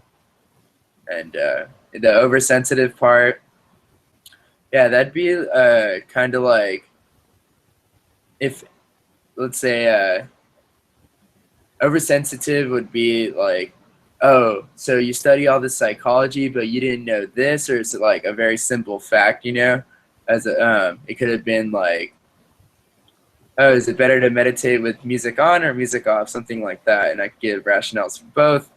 But then this, if I stump or something like that, the person would, I get oversensitive, if you like hit me in a category that I'm supposed to be familiar with. Or it could be like, oh, have you seen this latest plugin for production or something like that? I'd be like, oh, no, I'll feel, how did I not know that? I'm overly sensitive on that. But it's just not a big deal. Self-centered. I mean, I do like to be the listener, but I do have to admit, once I start talking, I could take control of the conversation a little too much at times. But again, with the meditation, that's helped a lot to like kind of be more towards the other person and not towards myself, so to speak. And then last but not least, is that the closed-minded after judgment. Yeah, it's probably just due to the NI. It's just so heavy. It's kind of like when the INFJ door slams a person and they're not willing to give them as another chance because they're holding a grudge. They judge them heavily, you know. So I see that. Yeah. And then that last bullet point on the right, that relates to what was in the book that I showed, where it said with the logic with the INFPs, it can, if talking about an issue where the ethical point of view and then you've got a logical point of view, that their ethics will trump the logic, and they won't listen to the logic because their ethics are more important to them because it's their main thing, and if it's something they really care about, they're not going to accept the logic. Right. So yeah, I've been working on that within like literally this past week on how to let go of my ethics over logic, because it's just sometimes ethics is not always the right thing to do. I can definitely tell you. There is no INFP who has better morality or ethics than anybody else on this planet. I'm sorry, but that's a delusion of grandeur, in my opinion. A lot of people like to put these like existential powers on these NFs, but and I'm an NF myself, but I'm telling you, those myths are completely bunked, and only until you do the empirical observations and research and you gather enough data to make some of your TE and TI models, you will come to the conclusion that a lot of that stuff is good in the moment as far as a live aristocratic approach, but in reality, it's a lot of touchy-feely. It's a lot of touchy-feely. Yeah, it can be. It honestly can be. Good. Yeah, I think with I've done some. I think it depends on the INFP, but they definitely are centered on their ethics, and like you and people saw when I showed the Keirsey profile of the INFP. And again, people should not mix them up with the Socionics types, and I think that anyone who is deliberately mixing them up, and I think those types that do mix them up, I think they might be Socionics bigots that don't want people to look at any other system. Definitely, yeah. Whereas, and then the positive traits of FI, but yeah, it is very much like so. I put there FI polar is bad in that those types that really lack FI, such as ESTP and ENTP, can have a problem with their lack of ethics. As in, like they're kind of shitty people, low key, right? They can be under the circumstances. They can act like shitty people under the circumstances. So it's like in a dual relationship, the INFJ helps under the radar the ESTP with their ethics. Interesting. Whereas like an INFP, they're so judgmental with their ethics, it goes right to the weakest function of the ESTP. Isn't the INFP the benefactor to the ENTP? Or it's the it's the supervisor function, isn't it? Yeah, because INFP is so like I said, INFPs, they'll judge ENTPs as well. So for instance, when I talked to Hannah about Douglas Adams, I told this story that have you ever read any of his work, Douglas Adams? No, I have not. Right, so he wrote The Hitchhiker's Guide to the Galaxy. No, it was based on a radio series.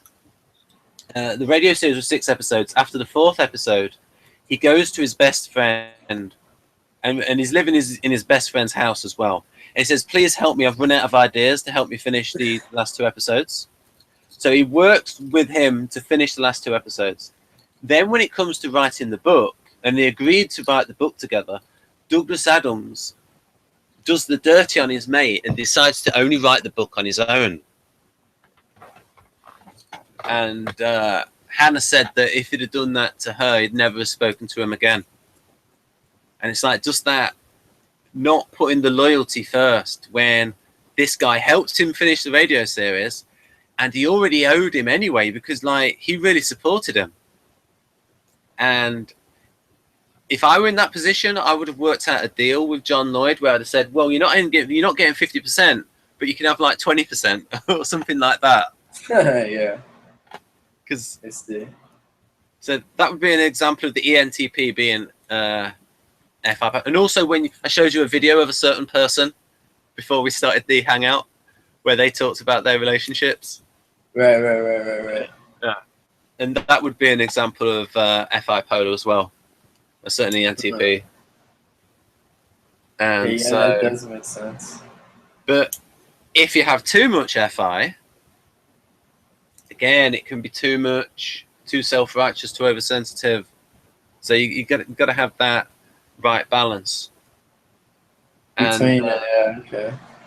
I think Tristan said, he's an ISTP, that the problematical INFPs for him are the younger ones, the very young ones. The older ones are different. They generally develop and become much more, and they work on, and their TI develops over time, and they experience more of the world, and so they're less naive. Of who, the INFPs? Yeah, the older INFPs they usually get less naive and more sophisticated. INFP as in I.E.I, right? I mean, excuse me. Yeah, E.I. I hate those.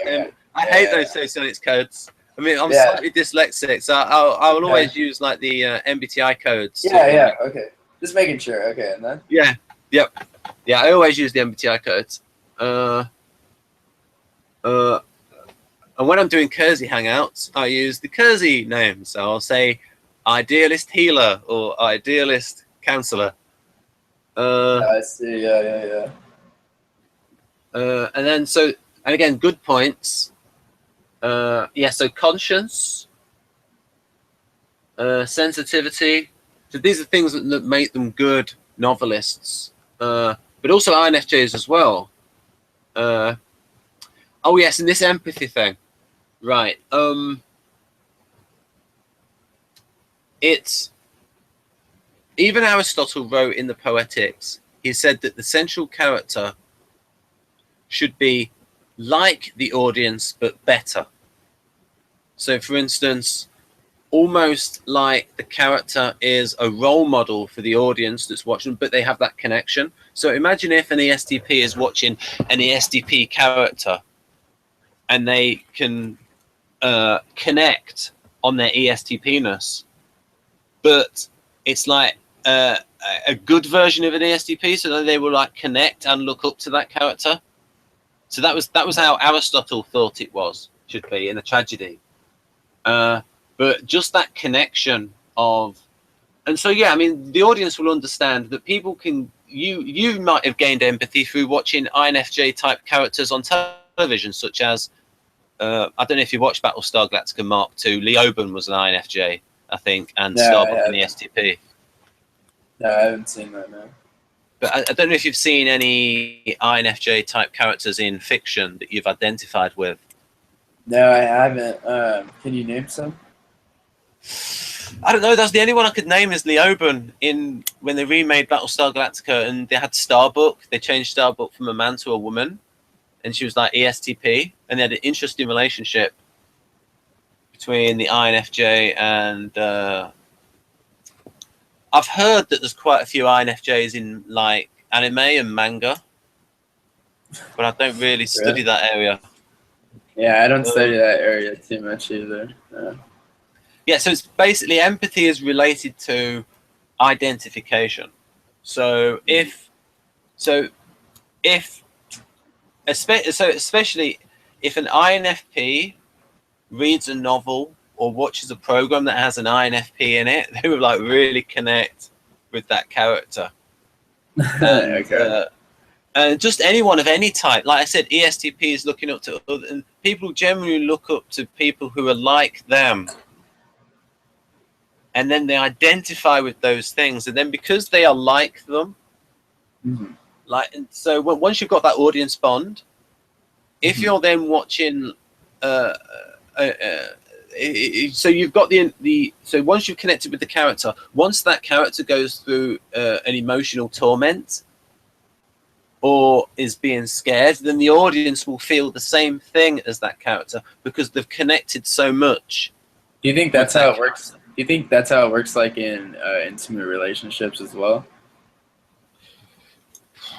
Yes, you can get some projection in that, where initially someone will project their ideal, like they might project their ideal version of a man or woman onto the other person, and they fall in love with what of the thing that they want them to be, the idea, or what they think they might be able to change them into. So they project that idealized image onto the person. How does this manifest? Through just love alone? It might be that a woman has an idea of a man, an idealized version of a man who will be, and say if it's like a romantic version where he will be more honorable and it's just an idealized version, and then she falls in love with someone who is like that. And because of that identification, she might then project those other traits onto him. And like other people might think, whoa, he's good, but he's not as good as she thinks she is. Right. Things like that. He's missing his bad traits. But and other people tell her this, that she will just ignore all that, right?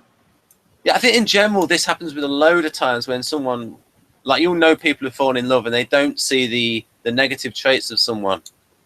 And especially when they're younger, they might project things onto people rather than accepting them warts and all.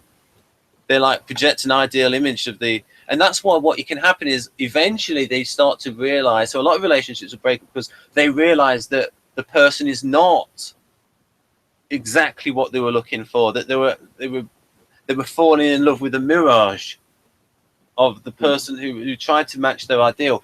But I just remembered something about empathy. A difference between empathy and sympathy is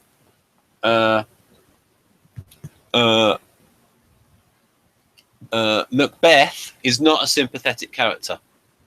He murdered a lot of people, but a lot of people, and I will connect with, and loads of people connect with Macbeth because Macbeth has one thing that a lot of the audience have, and that is the capacity to feel guilt. And so anyone who feels guilt will connect with Macbeth on the ability to, wow, there's somebody else dealing with guilt, and they can connect on that level. So again, you can have empathy with Macbeth, but not sympathy for Macbeth. Okay. So sympathy is a deeper level then, right? Sympathy in a sense is good. I think sympathy, personally, I think empathy is deeper because you actually connect deeper in. I would say you can have sympathy for an animal in pain, but not empathy, because with empathy there has to be that connection of recognition that somebody is like you, and then you have that thing of the vicarious, where vicarious means living your life through another person because you've like connected so much with them and you've projected yourself into them. That's interesting. That's an interesting concept.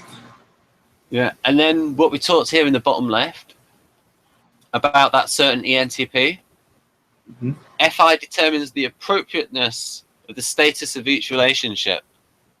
So they will have like a scale of a finely grained scale of. You mentioned it before as well. And this will be how the INFJ uses it as well creatively. You said you have like a file on each person, to like how they connect. Yeah. And then we've got and if I forget, I just spend a little bit of time with them and I'll intuit it.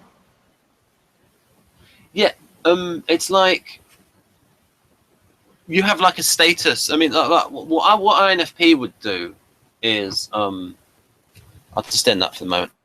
Is what INFP would do is they know exactly, INFP and ISFP, they know exactly how they feel towards every person because they've judged every person.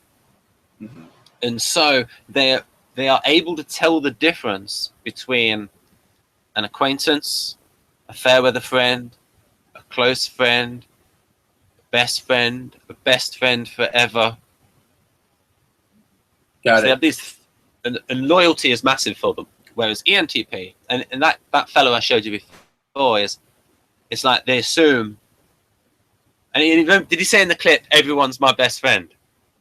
Mm-hmm. He assumes that everyone's his best friend. And the same with ESTPs is they can either be overly suspicious of like everyone or overly trustworthy. So it's like they've only got like 2 books. You know when there's an expression like, oh, Yeah. I'm in his bad books, I'm in his good books. It's like they have a good book and a bad book. Right, Whereas INFP, lots of different categories, and they'll like move someone up and down and like judge them depending how. And then once they're in like that top category, they have like an intrinsic, and they also will treat the person depending on what category they're in, like what is appropriate for that status of that relationship. Interesting. So lots of women can complain about men being overly forward, like in acting in a way which is inappropriate for the stage of the relationship that they're at. Whereas maybe in like 3 months down the line, or a few more dates down the line, it would be more appropriate. Okay. And who has difficulty with not understanding the appropriateness? The ENTP? ENTP and ESTP, because they've got that auxiliary TI, which represses their FI.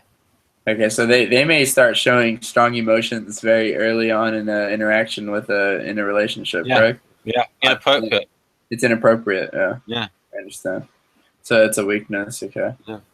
Well, now with the INTP and INTP and ISTP. Yeah, INTPs they don't show their interests very easily. I know that, right? We work on that over time, the FI.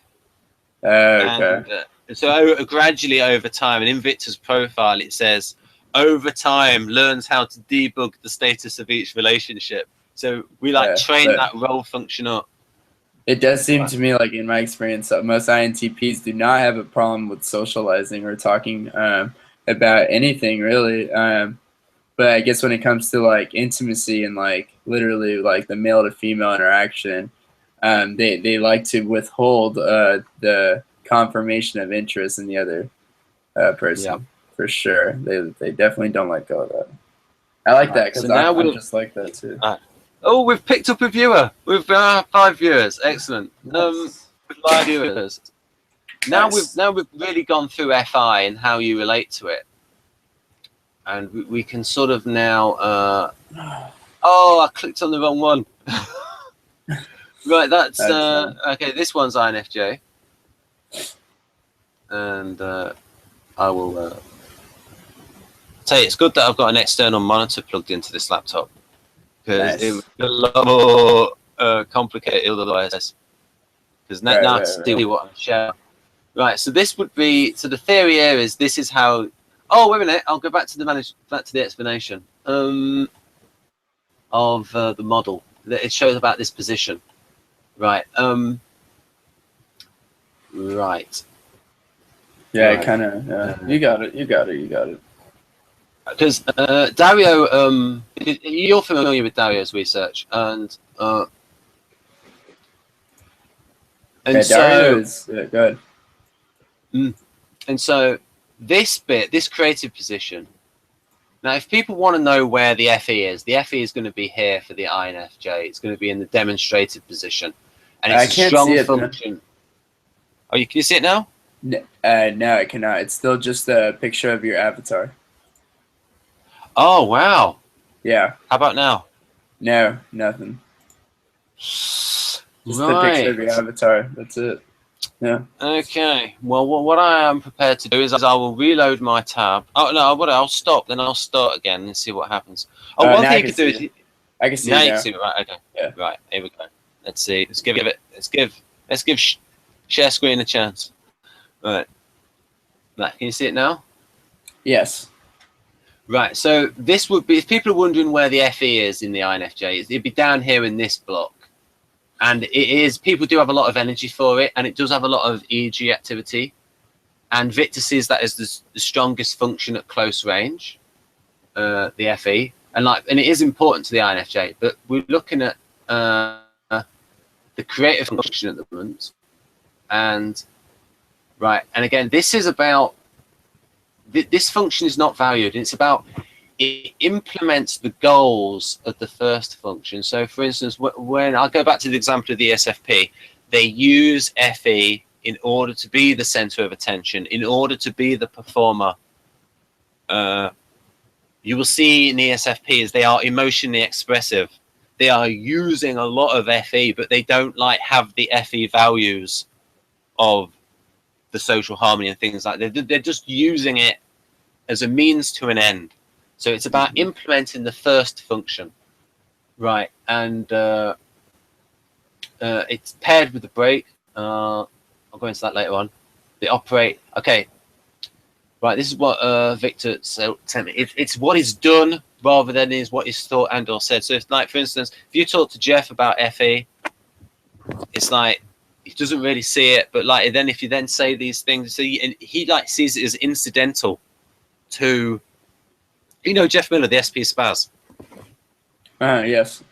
But he says that when he's in the center of attention and he's being funny and entertaining people, and because he's in the moment and he's concentrating on the reactions of people and reacting to what they're saying, it's like those FE type things are just incidental to him being in the moment and being the performer and sort of like the artisan performer motivations. So, okay, I see. And so I had a look at, and in terms of EEG activity, in terms of the functions, it's a mixed picture. A lot of the introverts have a lot of activity for their creative function. So, for example, I put there INFJ. They are NIFE, as we know, but the actual FI is very strong. That area about personal sentiment and all that kind of stuff and their values and the ability to listen is very strong in the INFJ. And these are things which are usually associated with ISFP and INFP. As in, go ahead. As in, I wouldn't defend my family member if they were a serial killer or if they were taking advantage of me, correct? No, just in terms of personal values and your own values, the things that you place a lot of value in, and just your ability to listen to someone's tone of voice and all of those things. Okay, so that's part of FI then? Yeah. Okay. Because all FPs are good at listening, but INFJ is also good at listening because they've got it in that creative function, which is that background function. Okay. Oh, we've lost one viewer. Then we've got ISTJ. They actually use quite a bit of TI. I won't talk about it. I'll talk about ISTP. Yes. In terms of their valued functions, ISTP is TISE. Right, they're an artisan. You can see them using their SE, but they also use a heck of a lot of SI. Because if you look at the back of the activity in the back of their brain, the back of their brain is very active, and the back of the brain is called the occipital lobe, and that's associated with the visual cortex. And all the SI types are very active at the back of the brain. So ISTP, very observant. And so that shows that function's very strong. And ISFP as well. Even though their function code is FISE, we've got very strong SI in the ISFP. And that's probably why David Keirsey wrote in Please Understand Me Too that the ISFP is the kindest of all the types. And that's why a lot of Socionics people get them confused with the SEI, ISFJ. It's just that to the people that they judge as being worthy and that are loyal to, ISFP is very kind. But of course, they can also be judgmental as well and let you know when they think someone's evil. Yeah, definitely. Right. So again, what is done rather than what is thought and or said. So it's not valued, but very strong. And so when we go back to you, so for instance, when we went over FI, we can see that you don't value FI, but you probably use it as a means to an end. Certainly in your job as a a counsellor. Mm-hmm. Right. Now we can go over these bullet points. Yeah, definitely, because FI is how I gather data for the NI vision, for sure. We can also see if you use it to. So one of the things I wrote. Good. Yeah. You remember before you said one of the bits I noticed was when you said connecting with people, and that is what FI is used for. So you are using your FI to connect with people when you're counseling them. Okay, so any type of like deep or feeling type of talk, it's definitely FI then, correct? Yeah, if you're trying to connect with the other person, see similarities between yourself, recognize something there. Let me write that down. Because if you notice a similarity in the other person, then you can like tailor your responses. So like thinking, oh, they're like me. If I say this thing, then they'll be able to connect with that thing, because by connecting with them, they'll be able to connect with what I'm saying. How do you make this strong? How do you make this FI stronger, or more conscious, I should say? I don't think it's ever really going to be. It's so bound up with not saying naturally how you would communicate with people one-on-one. It's like so naturally part of you that it's hard to see. It's hard to separate. Oh, is this the fish in the water type? Yeah. It doesn't know it's wet. It doesn't know it's wet. It's that function. So I don't know I'm FI. That's what's happening. Yeah. Oh, interesting. That's crazy. I gotta look more into that. So basically, I'm unconscious of the fact that when I'm connecting with another person, I'm actually using FI. Yeah. Can you use two functions at once? Yeah, but it's sort of just using it to implement the goal. So suppose the goal is I suppose the goal would be something like this. Lindebaum sees the NFs as the catalysts. So they want to bring about change in other people. So if we say that the goal of the INFJ is to help somebody else improve, like, say with their personal development, in order to do that goal, they will use FI to connect with the person so that they can help the person improve themselves. Is that your approach when you counsel someone?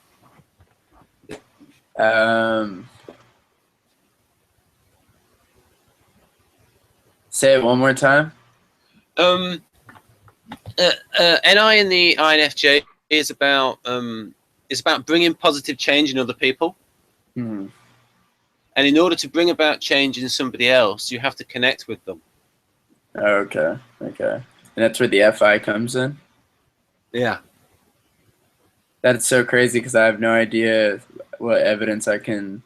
Yeah, no. When I first saw the model, I thought, "What?"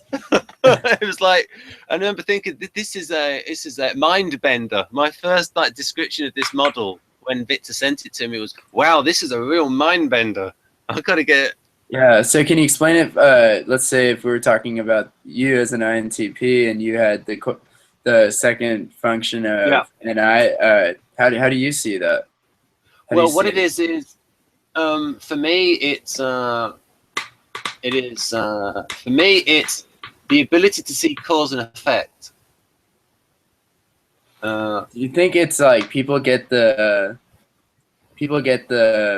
hunch that you may know a lot about ulterior motives and I like things, but really you're using TI, and then for me, they get the hunch that I know a lot about FI, but really I'm using NI type of things. Yeah, it's like almost in your definition of it.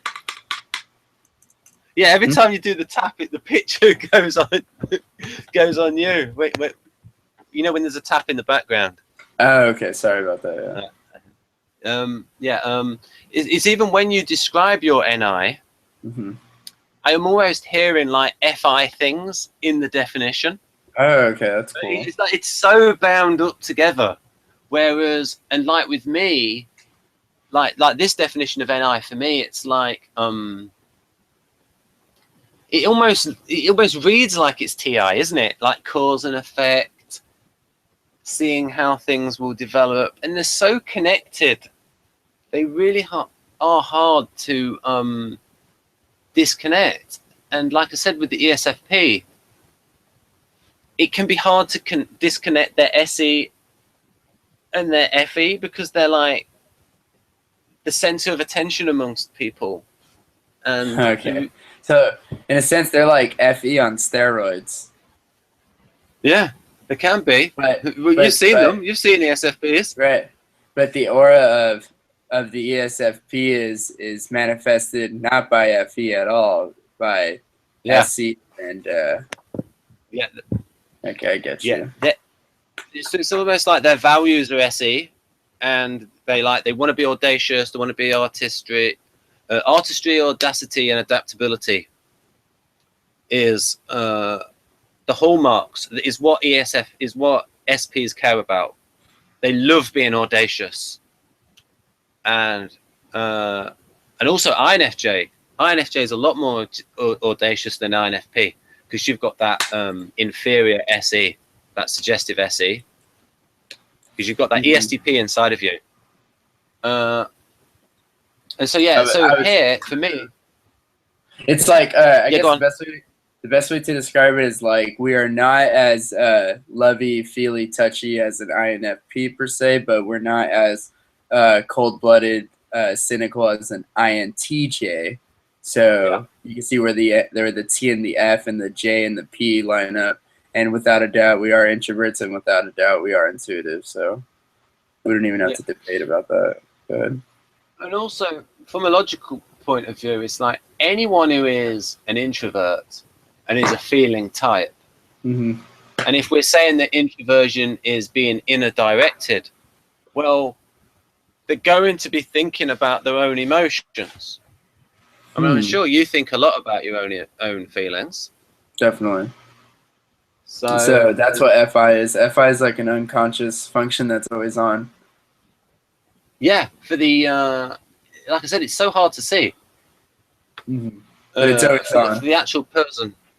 For you, it'd be hard for you to see. Mm-hmm.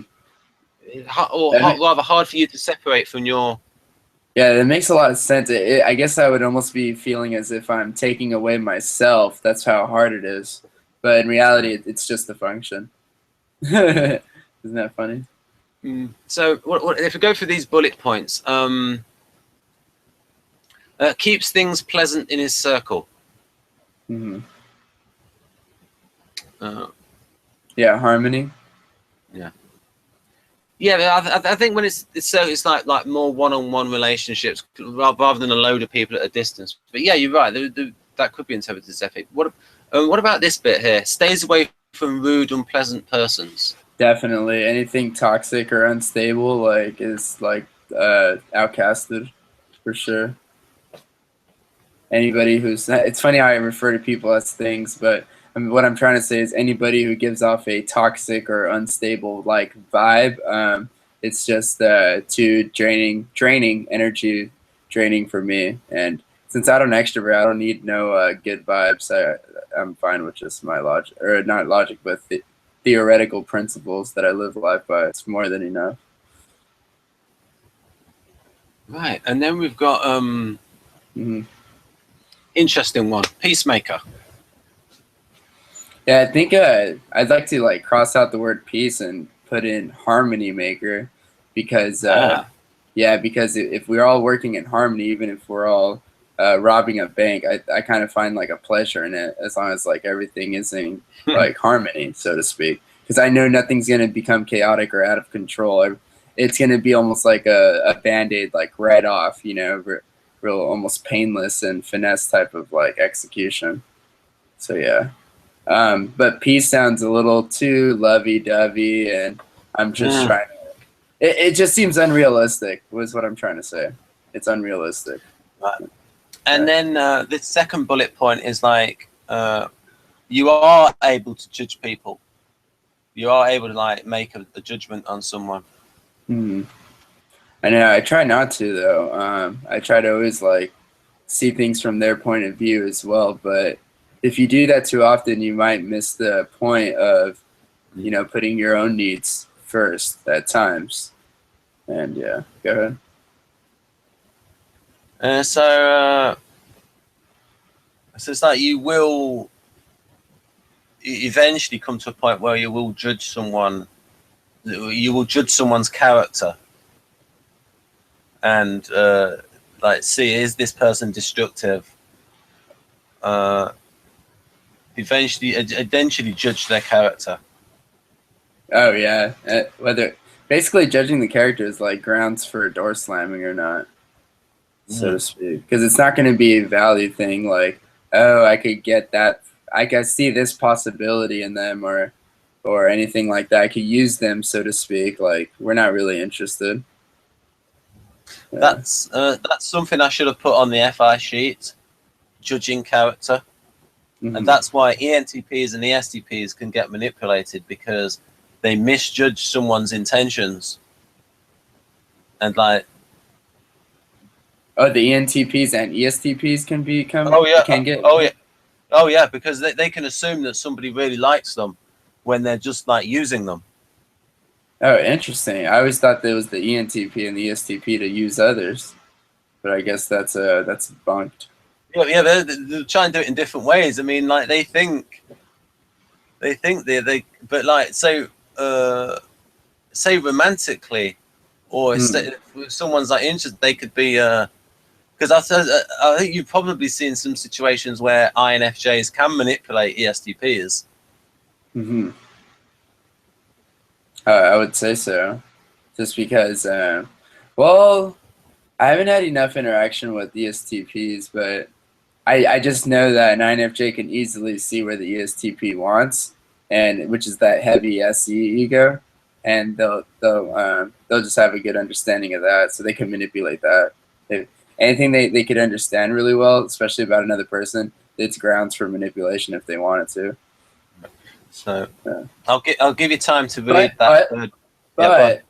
But again, an INFJ is harmony seeking. I don't like to use the peace seeking, but the harmony seeking. So if it gets in the way of the harmony, an INFJ is not going to do that.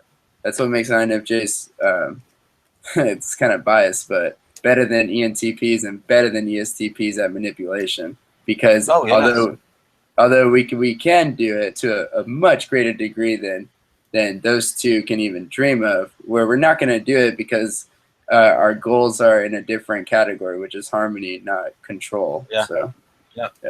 And you Yeah. also have more of a conscience than ENTPs and ESTPs. Oh, most definitely. And so I'll give you time to read that Most third bullet definitely. point and think about it.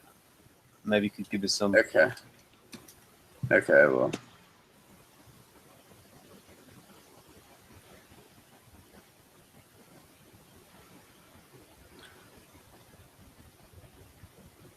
Yeah, I mean, FI is always going to be the appeal to emotion or the appeal to ethics, I'd like to say.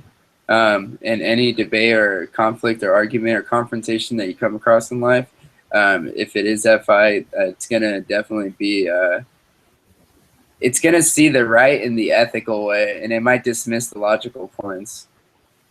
That's a problem with it, but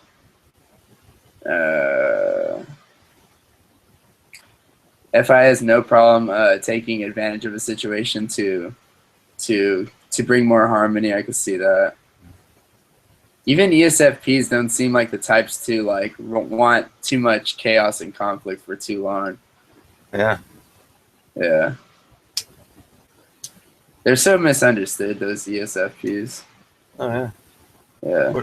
What do you think of that last bullet point? Can show resentment towards someone but won't hold a grudge. Definitely. I would almost say I would hold a grudge, and I've only grown to be able to let go of those things. And yeah, because this is again with the diluted FI, which would be the my belief system is the best belief system. Do you remember that? The self-conscious, overly righteous, self-righteous. Yeah. And that's where you would hold a grudge because you feel victimized and you feel, you know, that, oh, since it's me, it's my, like, you know, it's my life. I'm so much better than you. How dare you? How dare you? You know, like, cross me like that. You're so evil type thinking. But it's immature because all people do bad, I guess, or like not right things under the given circumstances. You just learn that through time. Yeah, so another thing I'd say about FI is that at its worst, it can be judgmental and over-personalizes. And something that you might notice with the unhealthy INFPs, especially if they're in the Enneagram 4, is they will say I and my a lot. A lot. I know, I've talked about that in the last hangout. They definitely do. Yeah, I mean, it's super, like, that function is really ego heavy because it has the words I and my and whatnot. But and they can also be, the good ones can be great. Right. I will have INFP viewers. but I know.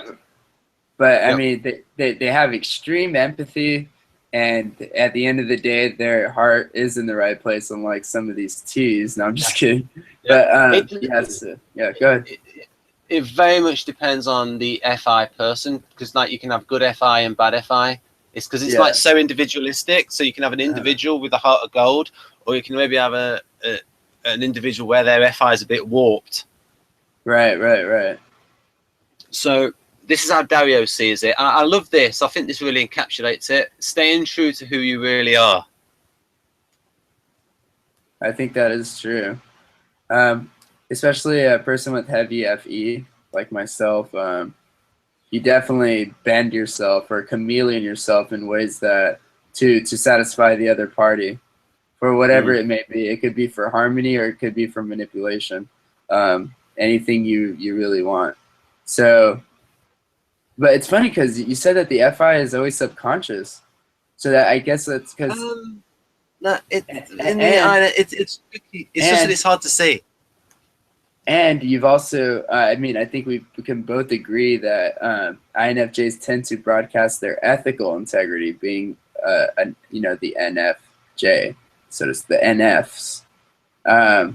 So what am I trying to say here? I'm trying to say that unlike an ENFJ or an ESFJ who has extroverted feeling first, that person's going to be more likely to just be like, sure, take it. Don't pay me back till whenever, type thinking. It's more fake, so to speak. Whereas the INFJ is doing a little bit of the fake, harmony-seeking behavior. But at the end of the day, they're never going to cross the line because they have the FI right under. And I do see that too. Like, I won't bend over too far. I'll bend over, but not too far, if that makes sense. Yeah, especially if you compare it to INTJ. The difference with ENFJ is with ENFJ, their FI is in the control position, which means that they have a lot of information for the FI. Really? So, for instance, so that they'll notice things, but they will just ignore it in favor of the FE. So it's like the social harmony comes before being true to yourself. Things of value. Yeah. Okay. And that's why ENFJs especially can come across as super fake. Yeah. Yeah, that's crazy. That makes sense. Okay, got it. So, but like I said, I mean, a lot of INFJs, they are going to check with their conscience before they act. They are going to have like strong beliefs.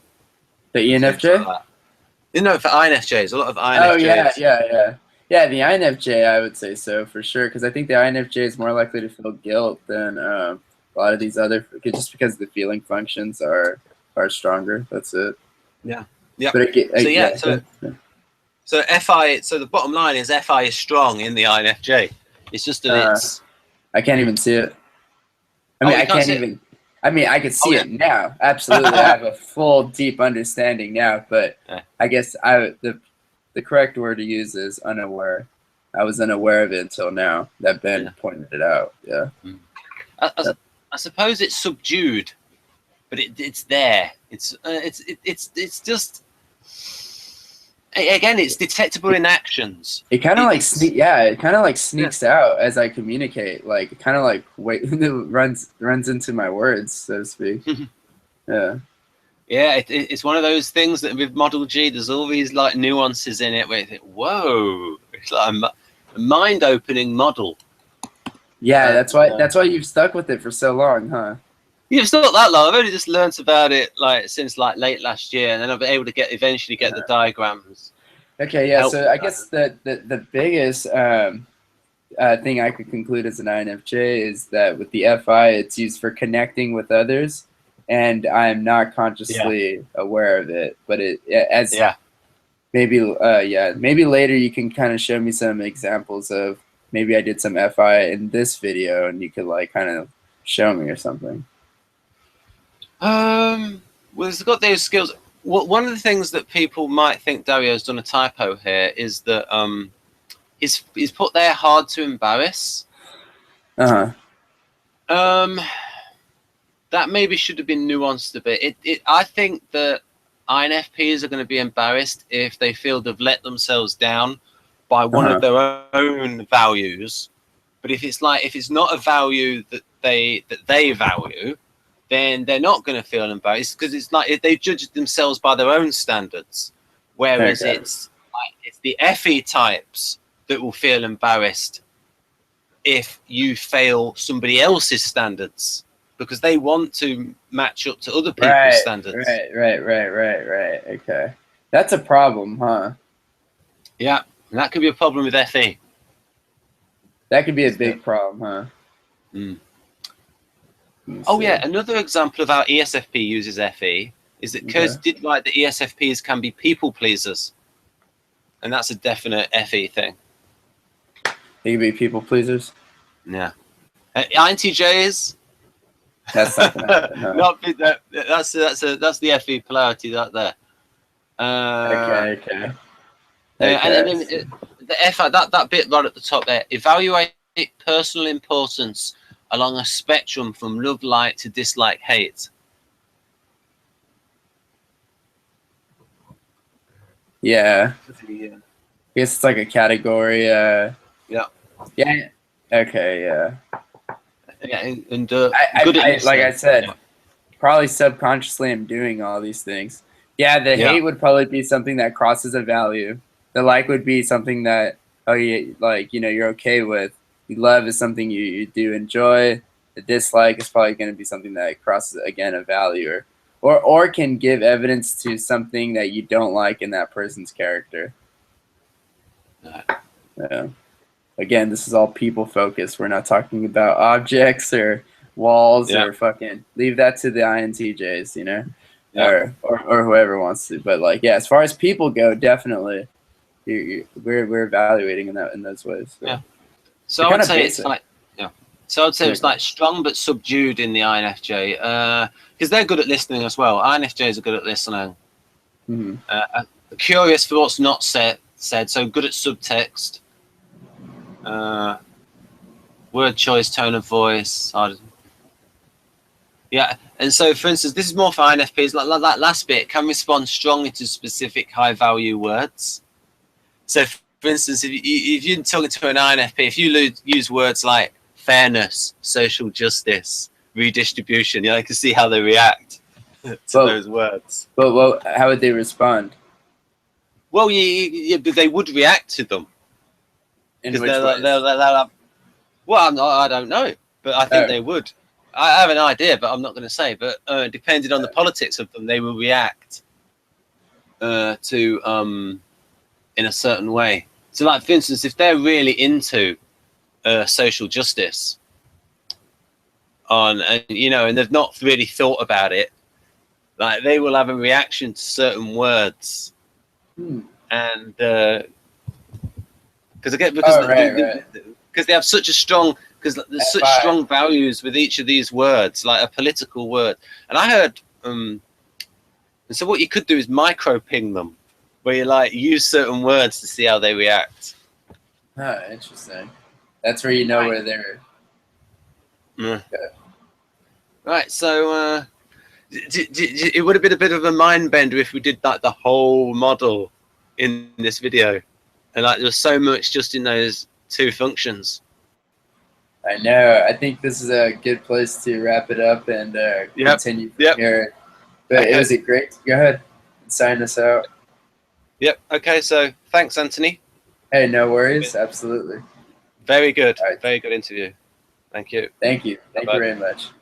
Bye-bye.